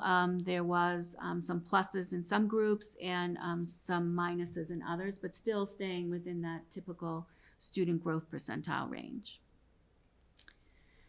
The other bucket, moving on, is high school completion, and this would only be for the accountability rating for the high school. This is the 4-year graduation rate, is the rate at students who were finishing high school at 4 years. And you'll see there are some minuses there based upon the data. This is also, if I recall correctly, this is using 2020 data, so this would be right in the middle of the pandemic. But you'll see by the 5-year engagement, this is extended engagement, kids who are taking 5 years or a little longer, including some of maybe our post-grad students, or students who are going up to 22 as students with special needs, where students are graduating in that extended engagement year. Our dropout rate, we want negatives here. Minuses is a good thing here, where the numbers are extremely small for dropout rates. The other piece of the accountability is absenteeism, chronic absenteeism. You'll see that our absenteeism rate is dropping. There are lots of negatives there in difference, but you'll also see the state change the definition. It went from 10% of missing days in its definition of chronic absenteeism to 20%. Likely because of the pandemic and to take into consideration student illness. Students have gotten COVID, have gotten sick, have had to quarantine and been sick. So they increased the number of days that went into calculating the chronic absenteeism. But you can see that those numbers are getting smaller. We have lots of negatives here. Negatives are good, that it's going down. And here are also high school numbers, which are a little higher than the non-high school, but again, going in the right direction. The last piece is advanced coursework completion, which would just also be for the high school. Here in Hingham, that would be advanced placement courses. You'll see we have some negatives and some positive with some specific subgroups that we had a slight increase in the number of students participating in advanced placement courses. But you can see that it's pretty steady, and we're returning, the rate is similar to 2021. And we don't have any dual course enrollment or other kind of dual enrollment. This is really just advanced placement courses. Lastly, this is the percentile rank for each of the schools. You'll see in the definition, each school is ranked from 1 to 99. They're compared to schools like them, schools with similar demographics, as well as their measure of, remember these buckets, the ratings that you have in that bucket and the weighting given to those buckets, and that's where they come up with those numbers. And so those are our ratings for each of the school. And remember, the school district, Hingham as a whole, does not get a rating. It's each of the individual schools. And remember, there are no targets because they're using 2022 as a baseline year again. Glad to take any questions. I think that's it. Actually, I have a question regarding that. That's okay. Yep. So thank you for this. It's good information, and I look forward to caring about the next level in November. My question is, when parents receive their child's MCAS in the mail, will they be comparing them against to the 21 or the 2019? I don't know if you know that, if you know that information offhand, or because you're referencing the difference from the 22 to the 21, and when parents get those results, are they going to be looking at the two different columns, or is it just going to be 22? It's not really a direct comparison. Okay. So basically, when a student takes an MCAS, it's scored on a 44-point scale from 0 to 44. That raw score is then converted to the scaled score. Yep. And so those are the numbers when we were sharing the numbers earlier. And they're weighted differently, correct? And they're weighted differently each year. So there's a DESE committee that gets together and determines those cutoff scores. But just to give you a sense of the scale scores that you're seeing here, usually a score between about 500 and about 528 is considered proficient. So the average scores that we were sharing this evening are falling in that proficient to high proficient range, the average scores. Right, thank you. I think one of the things that's also just in response is important, that our goal is to get all students toward proficiency. And so that's what families should be looking towards, is in what areas was my child getting closer to proficiency? Did my child reach proficiency or above? And what's needed what areas might need support in order to get your child up to proficiency. The only other thing I'd add to that response, Jen, is this MCAS data is now old data. It's actually not the data that we're using currently to work with students. So the formative assessments that we're doing currently this fall, particularly with our younger learners, the literacy screening, some of the iReady data that we're using for both ELA and math, that's the practical data that we're working with on a daily basis. And so as families are receiving the MCAS report, know that that data, though important, really isn't the data that we're going to be using boots on the ground right now, working with our students to close the learning gaps and to prevent learning And loss. it's one measure and one moment in time, and it should be taken as one measure, one moment in time, which gives you some information but doesn't give you the whole picture of your child. Yeah, I think that, just to clarify, just the only reason I brought it up was just because I was hearing you say that there is a big difference between the 22 test and the 21 test. It was only half of a test. And I know in previous years they would compare, you would see where your child was the year before and the year before that. And I just wanted to, I guess, emphasize more that it was only half a test to compare. Yep, and some students, remember, many students did take it in 2020. So. Right, thank you. Carrie? Yeah, I had a question about the way it's grouped. So you have the high school and the non-high school. And I was curious, does the state? That's a state grouping. That's a That's state not our grouping. terminology. And Okay. that non-high school is their term. And so that basically refers to that 3 to 8 grade band. So that's not our term. So when we revisit this in November and look at the MCAS scores, we'll be breaking them up by school. Absolutely, Okay. by grade level. So again, perfect. as I mentioned, there's a lot of data buried in here. And so the interesting part of the story is when you break it down into the different grade level bands and look at the different strengths and opportunities. Yeah, I just noted the percentiles, the 86 at Hingham Middle School, and that's been kind of an ongoing concern for this committee and the department. So Yes, you'll hear from all 3 content directors, and grade 8 will certainly be a topic of conversation. So, great, yeah. thank you. Tim? One of the lenses that I like to look through is to compare the students on IEPs and special ed students compared to how they're doing with the general student body. And this is an actual, like a real question, that because I was confused by the data. The earlier charts where it goes by the scores and with ELA science and math, it looked like while all students had fallen behind over the last 3 years, it looked like the special ed students fell behind less, if I read that correctly. And so I was looking at that and thinking maybe a lot of the special ed interventions were really working and things. But then I went to the student growth charts, and it seemed like the opposite was true. What's interesting is when we were on the commissioner's call, they were discussing how actually the pandemic in some cases narrowed some gaps, and not necessarily for good reasons. It's because the students who were previously high performing came closer to the middle. Okay. And so there was a lot of discussion about that on the commissioner's call. But you'll definitely find some uneven results with regard to special ed as well at the different grade levels. And so again, in November, we'll highlight. So we talk about that. Just maybe one of the lenses that we're going to look through is, how are our special ed students doing in comparison with the rest of the student body? Yes. Yes. Awesome. Thank you.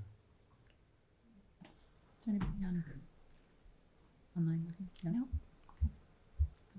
So again, we'll be back in November with much more detailed analysis, but we thought to separate the two. This is just the accountability report from the state and how those ratings were determined for each of the schools, and some initial kind of data to sort of explain that portion. So we'll be back in November and with more information.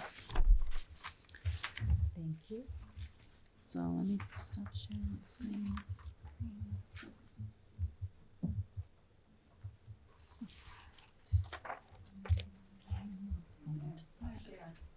There we go. That was easier. Next on there, on the superintendent's report, is the October 1st enrollment data. So this is our data as of October 1st that we'll be reporting to the state. I know we had shared some earlier data from the beginning of school year, and this is, I think, much more reflective of where our numbers will land for this school year. Any questions? Okay. Not a question, but just, for the public, it's a slightly smaller number, but effectively the same number that, 3,800 is the total. So, look like 1 or 2 per grade went down since the previous report. And some went up. Yeah, a few went up. Yeah. Right.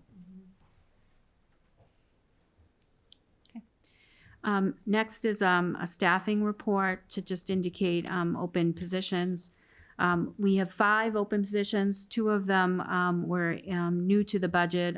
District data analyst lead that we've had open and have not been able to, we've interviewed, but not able to find somebody.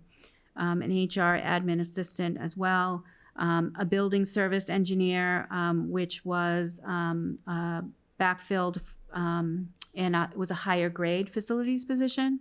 We have not been able to find someone for that position. We've also interviewed and considered some candidates, but have not been able to find someone for that position. A new position due to a retirement was a school nurse, and a resignation for a speech and language pathologist. So we have 5 open positions at this time.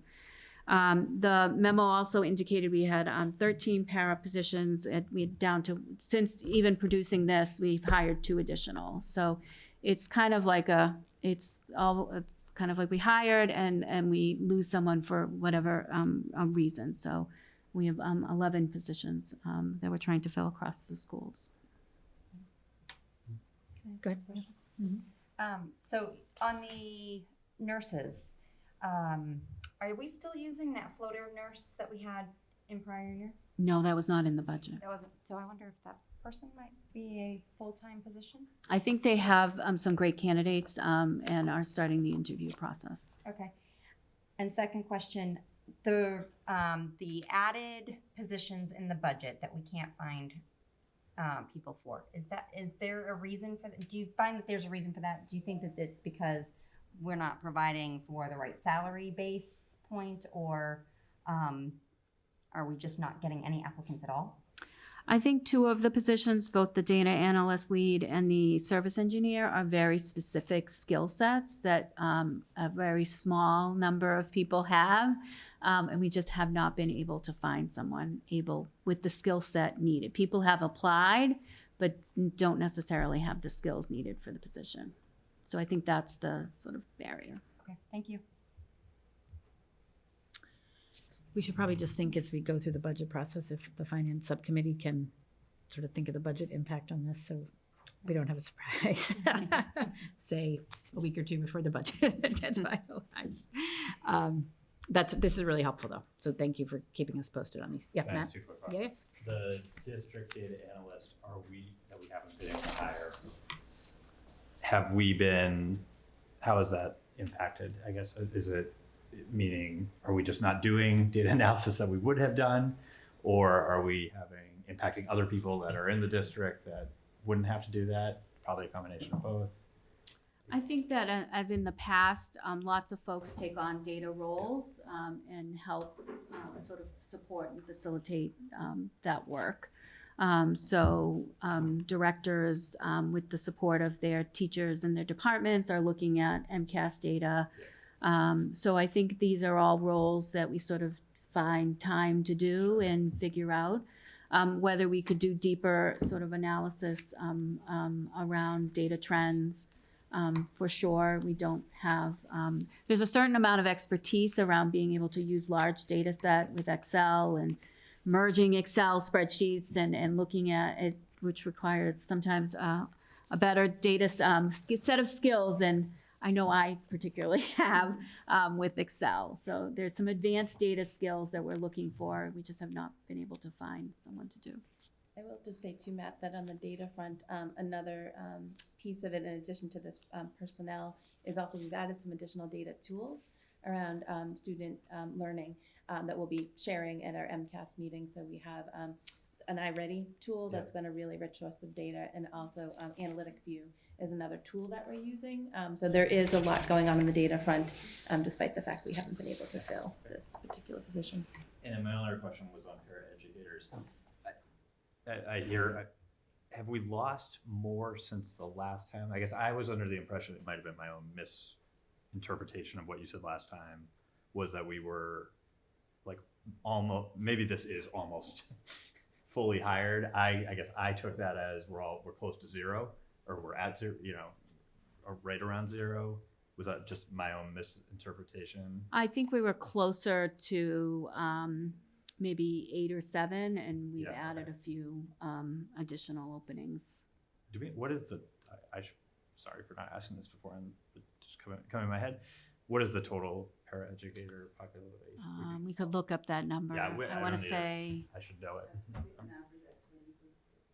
there's about 20 to 15 to 20 per building. 15 to 20 per building. Yeah, okay. We do have the exact number, but Yeah, we no, have to look it up. Okay, thank you. Varies by building. There's an update next in your packet on homeschooling. This is just to provide an update on the number of homeschooling applications.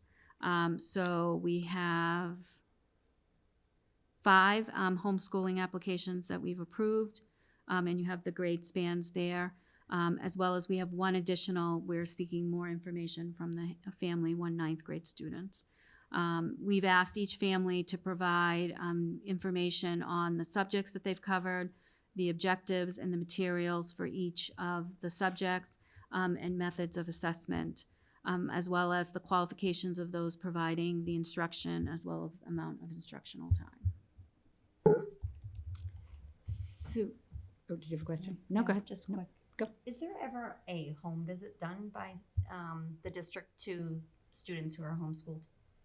This, the purview of the law is very, very specific, and this is the purview of the law that allows us to ask for information and clarification on what's happening in the home.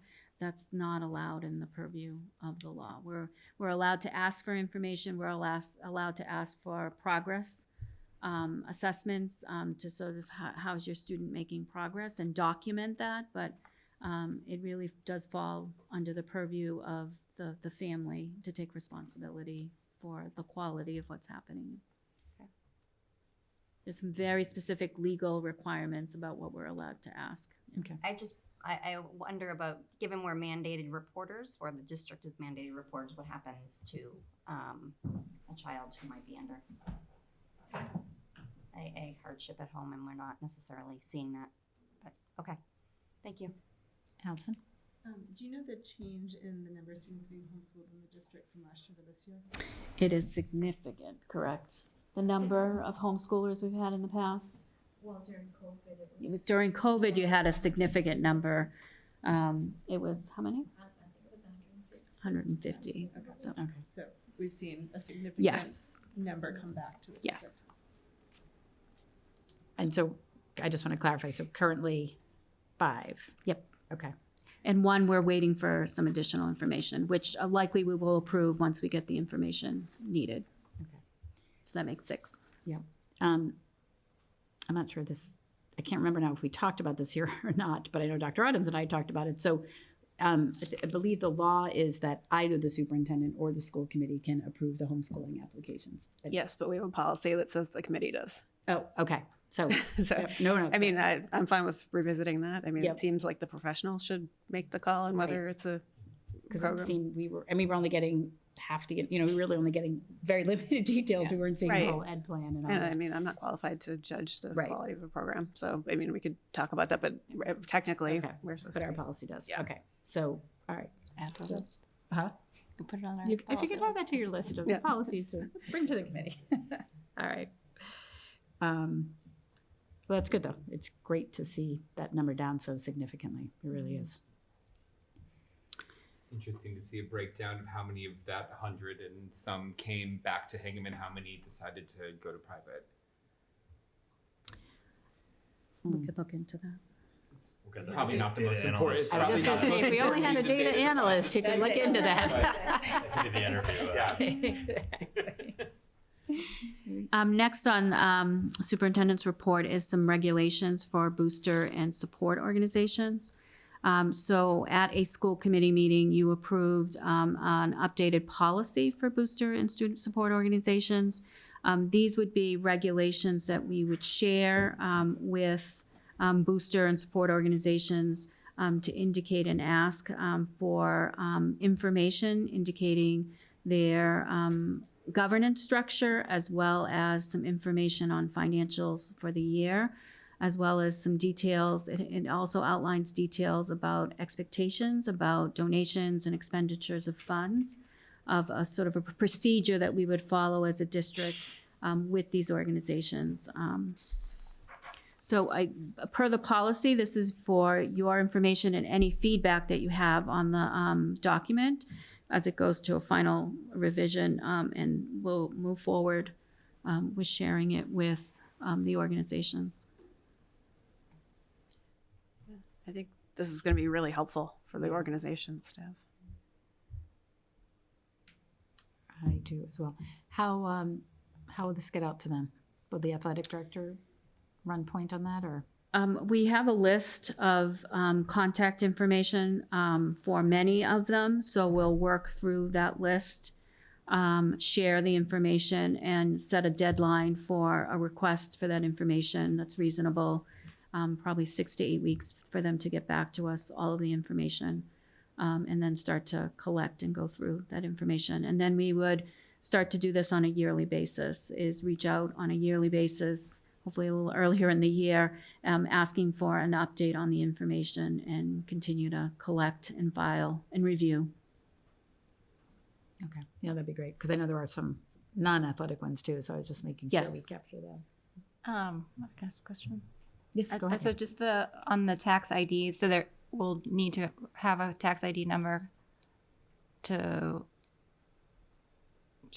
submit an application for recognition, but that's different from requiring them to be a 501c3. I don't think it says that it's required. I think it says that, does it say that it's required? I think it's if they have one, they provide Upon it. registration, Oh, yeah, I had A request read to it that request if you it. have one. If need you to have provide one, it. I didn't please see that share it. line above. Thank you.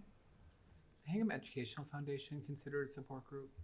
Or are they separate Yes. from this? They are, okay. In the past, and some of the information I have, it has been considered, and you've asked for information from them in the past. Yep. All right. Great. Last was just a bullying prevention and an update on the bullying prevention intervention plan. We've done some training of the leadership team in August around our legal obligations under Title IX, civil rights, as well as bullying. We are using mass partnerships for youth for our school district leaders to receive training throughout the year on those legal requirements just like we need a refresher and an update to all of those requirements. We also, as a result of the training in August, created sample letters that we can use for all sorts of investigations that can be used to notify and of an upcoming investigation, and as well as to notify of any findings or non-findings. We also, as part of convocation and beginning of year activities, revisited all of our legal requirements with staff, as well as convocation gave information for paras, school bus drivers, and food service workers. Also, that was part of their convocation and beginning of year activities. We also updated on the website the bullying form. It's now, in the past, last year you had to download a PDF file, fill it out, and then email it, so it wasn't really anonymous. Now there's an actual form that you fill in, and you fill it out, and it does tag the school leader at that particular building. So it's a fillable form that is actually accessible. I've asked principals to share the information in the beginning of the year, and we just know that we need to share it periodically throughout the year, so that when, if anyone needs it, they'll know, oh yeah, I remember seeing that, and I remember where I might be able to find it. So we'll continue to share that throughout the year. So I have a question about the plan that's in our packet. I was reading through it, and so it hadn't been, at the top it has the dates 2022 to 2023, but it looks like the work that was done on the plan, the dates that are listed are 2010, 2011. So, I mean, we're supposed to update this every couple of years. It's been a long time, obviously. So is there an intention of refreshing it, maybe getting the public involved and doing a needs assessment and all of that?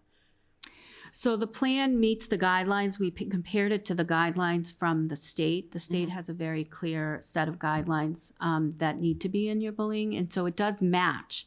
So at some point, I don't know when, I don't know the history, it was matched up with what's required. There was an update by the state, I think it was in 2014, if I recall, that there was some additional requirements. We can update it with information on this year's activities for sure.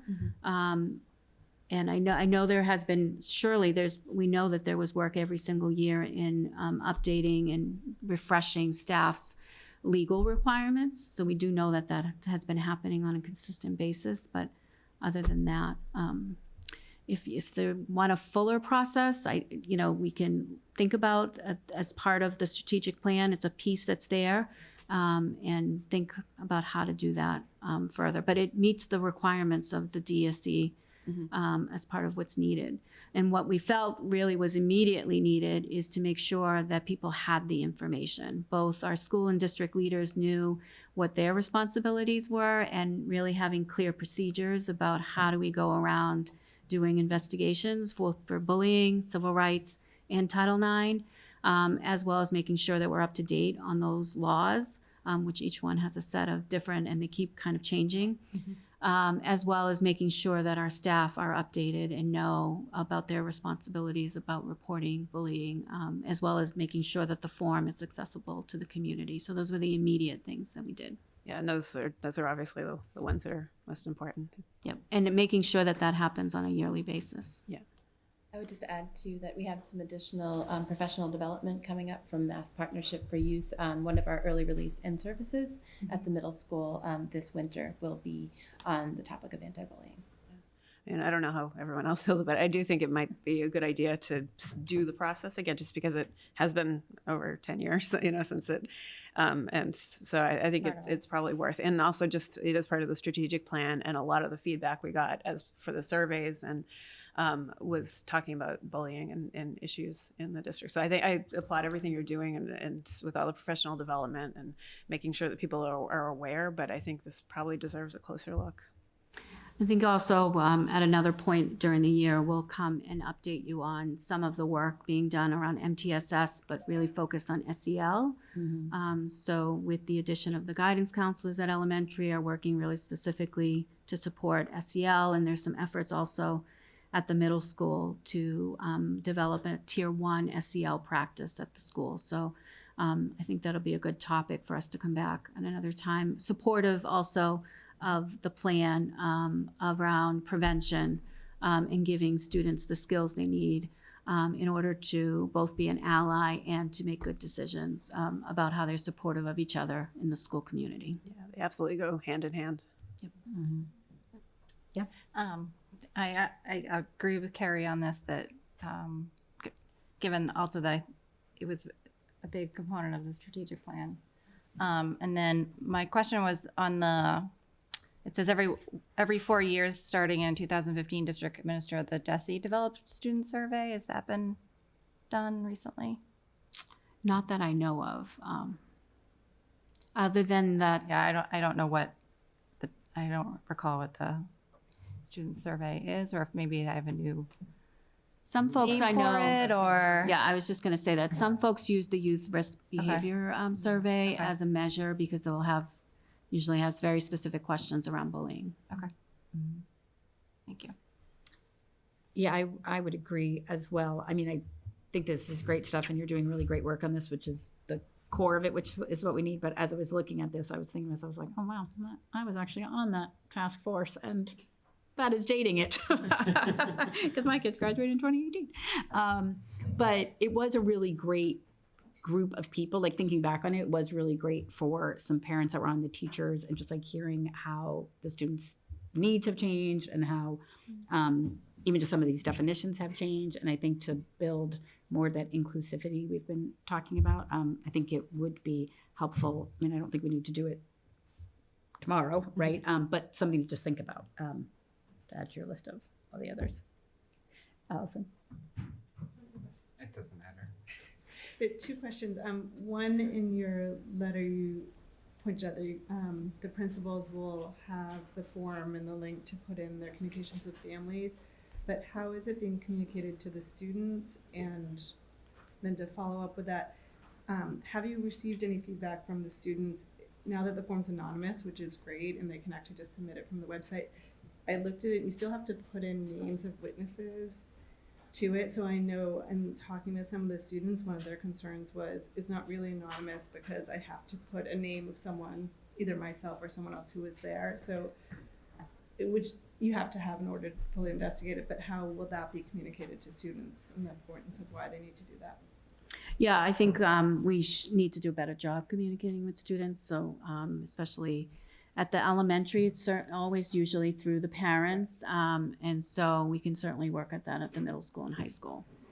And I know at the high school, at the middle school, the assistant principals have been doing a lot of work around the handbook and communicating with the handbook, as well as doing some lessons around what it means to be an ally. And so there's been some work with students as part of their beginning of year kind of activities. And I'll just add, there is within the law, the laws around retaliation, and maybe explaining that to the students at age appropriate level to kind of help with that. Tim? Just a similar comment that if part of the reason for putting this out now is to communicate it to parents and the community, I'm wondering if, I think I've been spoiled by Heather's treatment of the school newsletters and all of that they're so user-friendly and approachable. I know we're all complete dorks who love nothing more than a long weekend than to sit down with this over the weekend, but I'm not sure everyone is that way. I wonder if a more user-friendly version could be community-facing. Yeah, we can work on that. Awesome. Thank you. And I think that's it. All right. Well, but now we'll move on to communications received by the superintendent. You're not off the hook yet. If I haven't communicated yet, I have nothing else to communicate. Got nothing else to say. All right. All right. We had Nathan's communication already. Any other communications? Anyone on the committee? Okay. All right. We don't have any unfinished business. Look at us go. We have one other thing under new business, to declare surplus of materials and act as appropriate. That was a very long list of items. Yes. Thank you, Katie.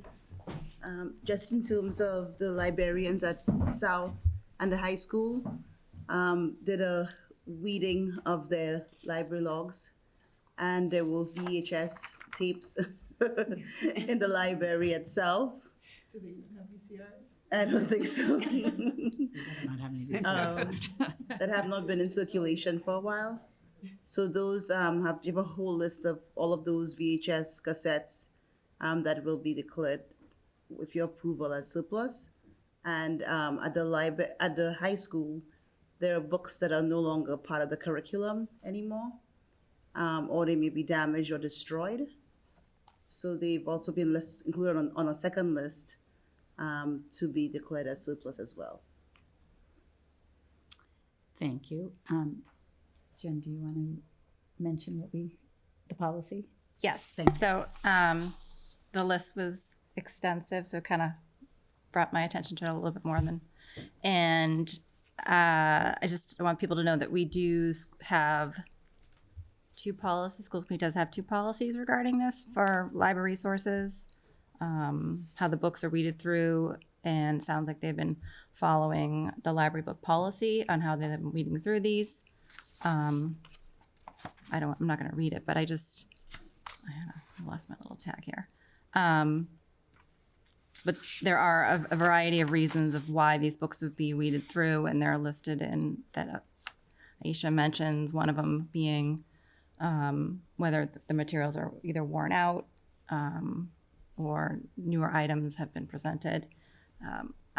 Going forward on this, I would just request if we could have, when we get these lists, just the reason, not specific reason, but which category that those reasons fall under. Kind of like whether it was this book because it was worn out, or was it this book that was because it didn't align with the curriculum anymore. I think that would just, for me, it would be helpful to know that. Yeah, I think some of them are clear, right? It was like from 1962. And I thought, well, it's probably time for that book to be retired. But there were others that weren't Right. too. I think she's using like software to do that as well. Okay. So we can see what can be done. It's just a request. It's not part of the policy. It's just thought it would be helpful to have. Yeah. Depending on the volume of the books, we'll have to just try to see how best we can do that. Yes. I know that was a lot of work for the librarians to go through, so thank you. I think that's only Katie one Gallagher. section. And that's what I know, and it's I think only- it's just that one section. It's not even the full high school library yet, so more to come. Any more questions on that? I think along with the suggestion is that, an intention of not trying to create useless work for the librarians of if they're, I think the things that we're watchdogging for are, I don't know if we need any more information if the policy is being followed and.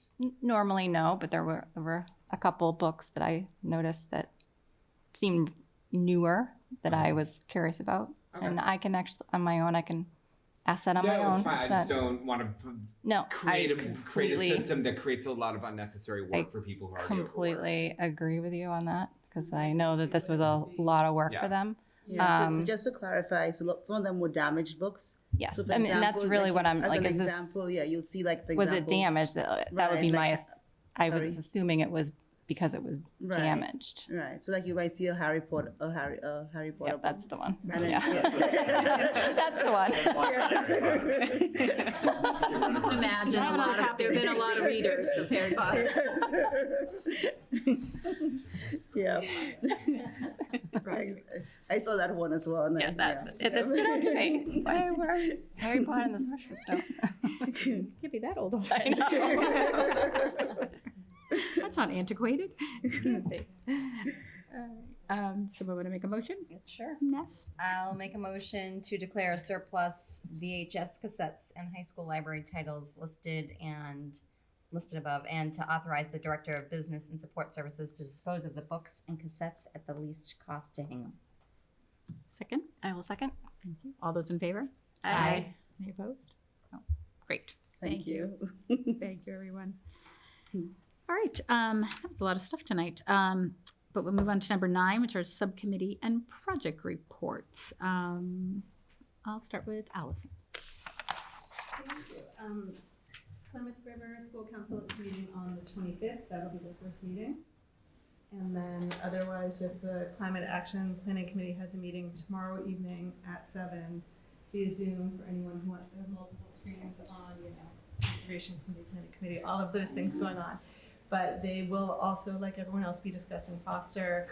Their mandate is the climate action plan in regards to getting Hingham to their net zero goals. So they're only looking at the Foster construction from that viewpoint and some of the lead checklists and more of a discussion than anything else. But Foster is on their docket for tomorrow. And otherwise, that's it on my end. East Council meeting is scheduled for next week, October 18th. All right. That was my only update. Awesome. Tim? I've got a few. The special ed subcommittee met on September 28th, and the next one is October 27th. Both of those are in the afternoons, but we're looking towards other options because I know those times are bad for a lot of parents. The Hingham Educational Foundation fall event is this Friday, the 14th. It's at the Paragon Boardwalk down in Hull. It should be really fun. Tickets are still available. You should definitely go. And also the spelling bee is back, as I said at the last meeting. It's going to be November 6th, which is a Sunday. Registration is open now, and information about all of these events are on their website, which is hinghameducation.org. So register your kids for the spelling bee. It's a good time. No spoilers, but they might have some really nice community judges there. CPAC met last Thursday for their first meeting of the year. It was a really great meeting. Dr. Vinnis was there as a speaker who gave an overview of the special ed programs in Hingham. Dr. Adams was also there. Just a really great first meeting. I was jealous of their level of organization for my CPAC days. They're doing a great job. CPAC just stands for the Special Education Parents Advisory Council. Any parents of students who are in special education or in a 504 plan should definitely get involved with them. They have a Facebook group. It's probably the easiest way to join them. But keep track of their meetings. Also, the Human Rights Commission is having their next meeting on Thursday, the 13th. It's from 7 to 8. We're looking at land acknowledgements, putting our goals together for the year. All those meetings are open to the public, and they have a Zoom option. I think those are all my updates. I have a few. The Finance, Capital, and Facilities Subcommittee met today. We went through and reviewed the roles and responsibilities and adopted the fiscal 23 goals. We discussed the timeline to meet those goals. We addressed some of the goals specific to recommendations that came out of the Sustainable Budget Task Force and talked about how we roll those out. We also talked through the review of the results of fiscal 22. So I will give an update to the full committee at our next meeting about that. And we took a quick review of the budget calendar and future schedule of the subcommittee meetings. So that was finance. Sustainable Budget Task Force met on September 22nd. Dr. Adams took the task force through the results of the staffing audit. And then the Foster School Council met on September 21st. They're looking at their improvement plan for the year, and they're focusing their goals on the district's strategic plan. Thank you. I'll go next. The Hingham High School is having their first school council meeting next Wednesday, so I will be attending that. Foster's had a couple of meetings. The Foster Building, or the School Building Committee has had a few meetings. Some great updates on that.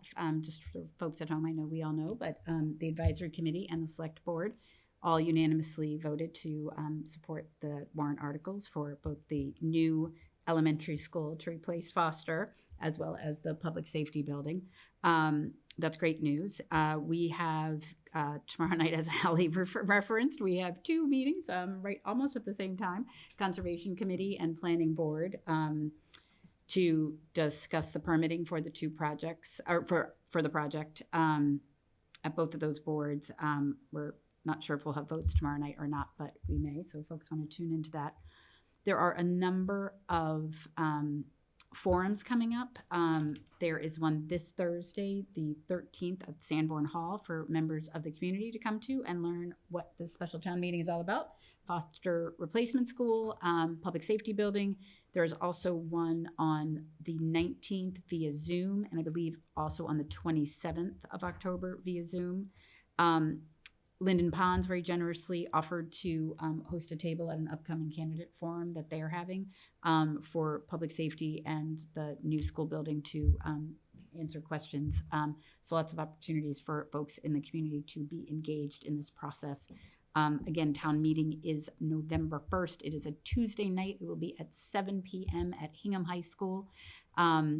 There are 3 articles for this meeting: the replacement for the Foster School, the Public Safety Building, and then the 3rd article is to, if either of the projects or both get approved, we'll vote to determine whether or not to apply some fund balance to the debt service for the first year of the projects.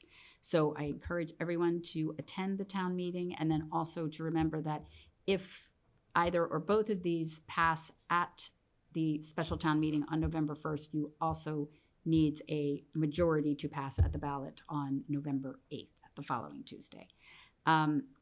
Typically, there is a lot of people attend town meetings, so parking can be a little bit challenging. I don't know if we've talked about sometimes we offer shuttle service. There will be shuttle service. Where there'll be shuttle, perfect. From the Baptist Church. From the South Shore Baptist Church, great, on the corner of High and Free and Main Street. So that's great. That's very helpful. And if you want to avoid the traffic on the way out, it's a great place to park down there, even if you get there early. So just reminders for everyone. And there's more than one check-in too. Yes. Someone had asked me that at a PTO meeting. Oh, okay. If there was more than one check-in. Yes, there are multiple entrances to check in at. Do you know if the meeting's inside or outside? It is inside. It's inside, Yes, okay. Thank you. Okay. In the gymnasium. Okay. Yes, and then if needed, an overflow room, probably in the auditorium. Okay. Yes. So were they providing, there was some talk about providing a tent outside for people who did not want to come inside to sit in, who wanted to attend, is that happening or not? I haven't heard that. I I'm had not not sure. heard that. It is. It is happening? Thank you. Friends at Harvard Media.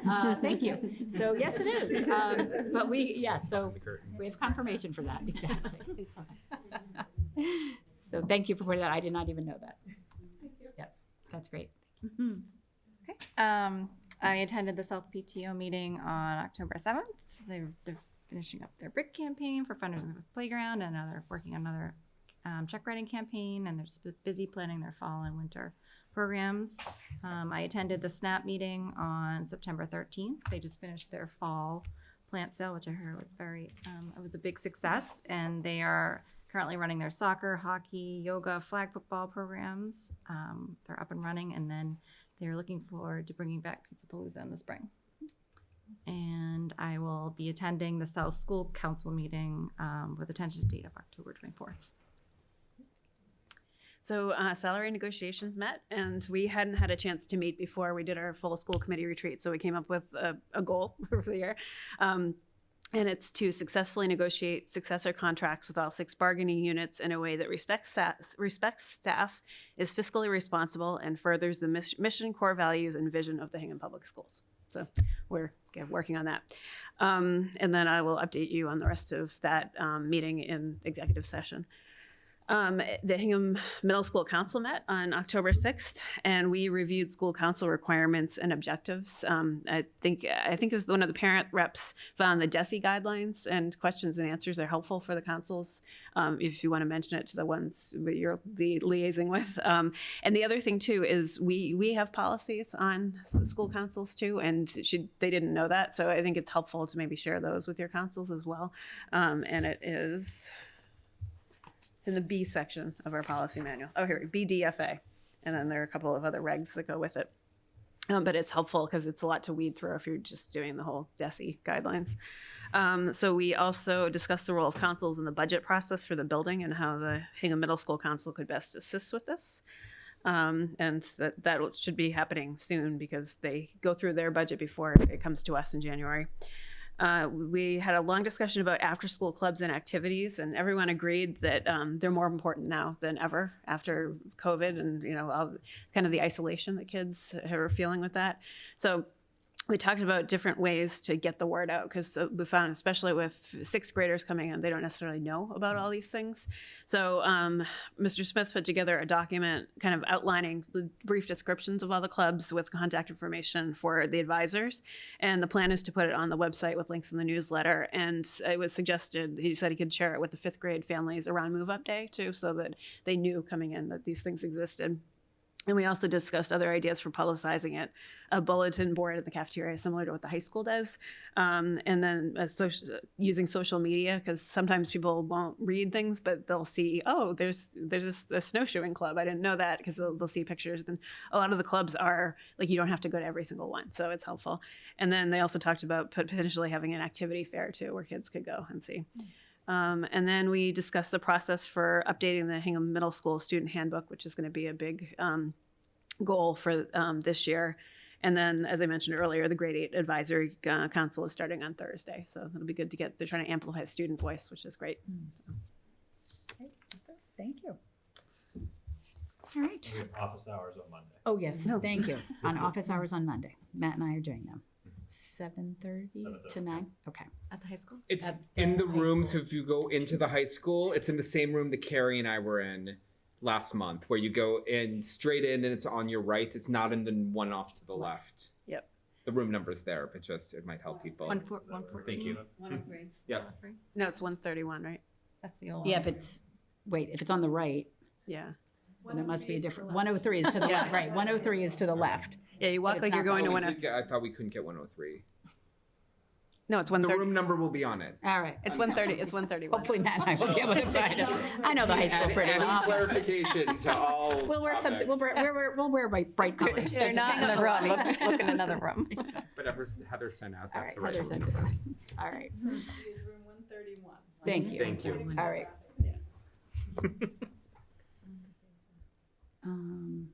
You can, yes. Okay, Yes. okay. And then, all right, item 10, let me just say, well, all right, any other items, 48 hours from anybody? No? All right.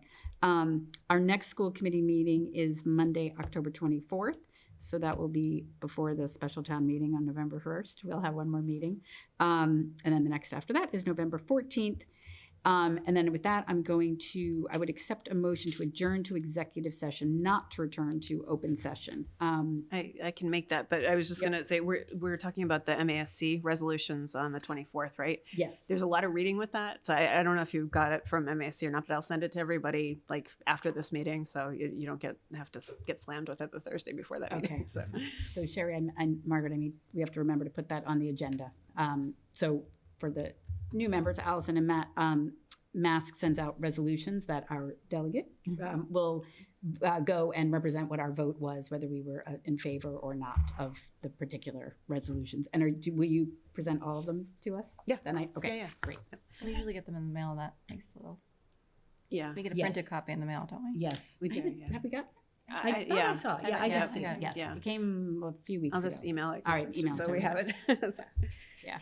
all right. I will make a motion to adjourn to executive session, not to return to open session for the purposes of A, approving the minutes of the executive sessions held on June 6th, which was the joint session with the Select Board, Advisory Committee, and Personnel Board, June 22nd and July 14th, and also discussing strategy related to collective bargaining negotiations with HEA Unit AA, which is the administrators, the public discussion of which will be detrimental to the committee's bargaining position. Give a second. I'll second. All right, and I'll take a roll call vote. Allison? Matt? Aye. Aye. Aye. I'm an aye. Aye. Aye. All right, then we are adjourned to executive session, not to return to open session. Thank you, everyone.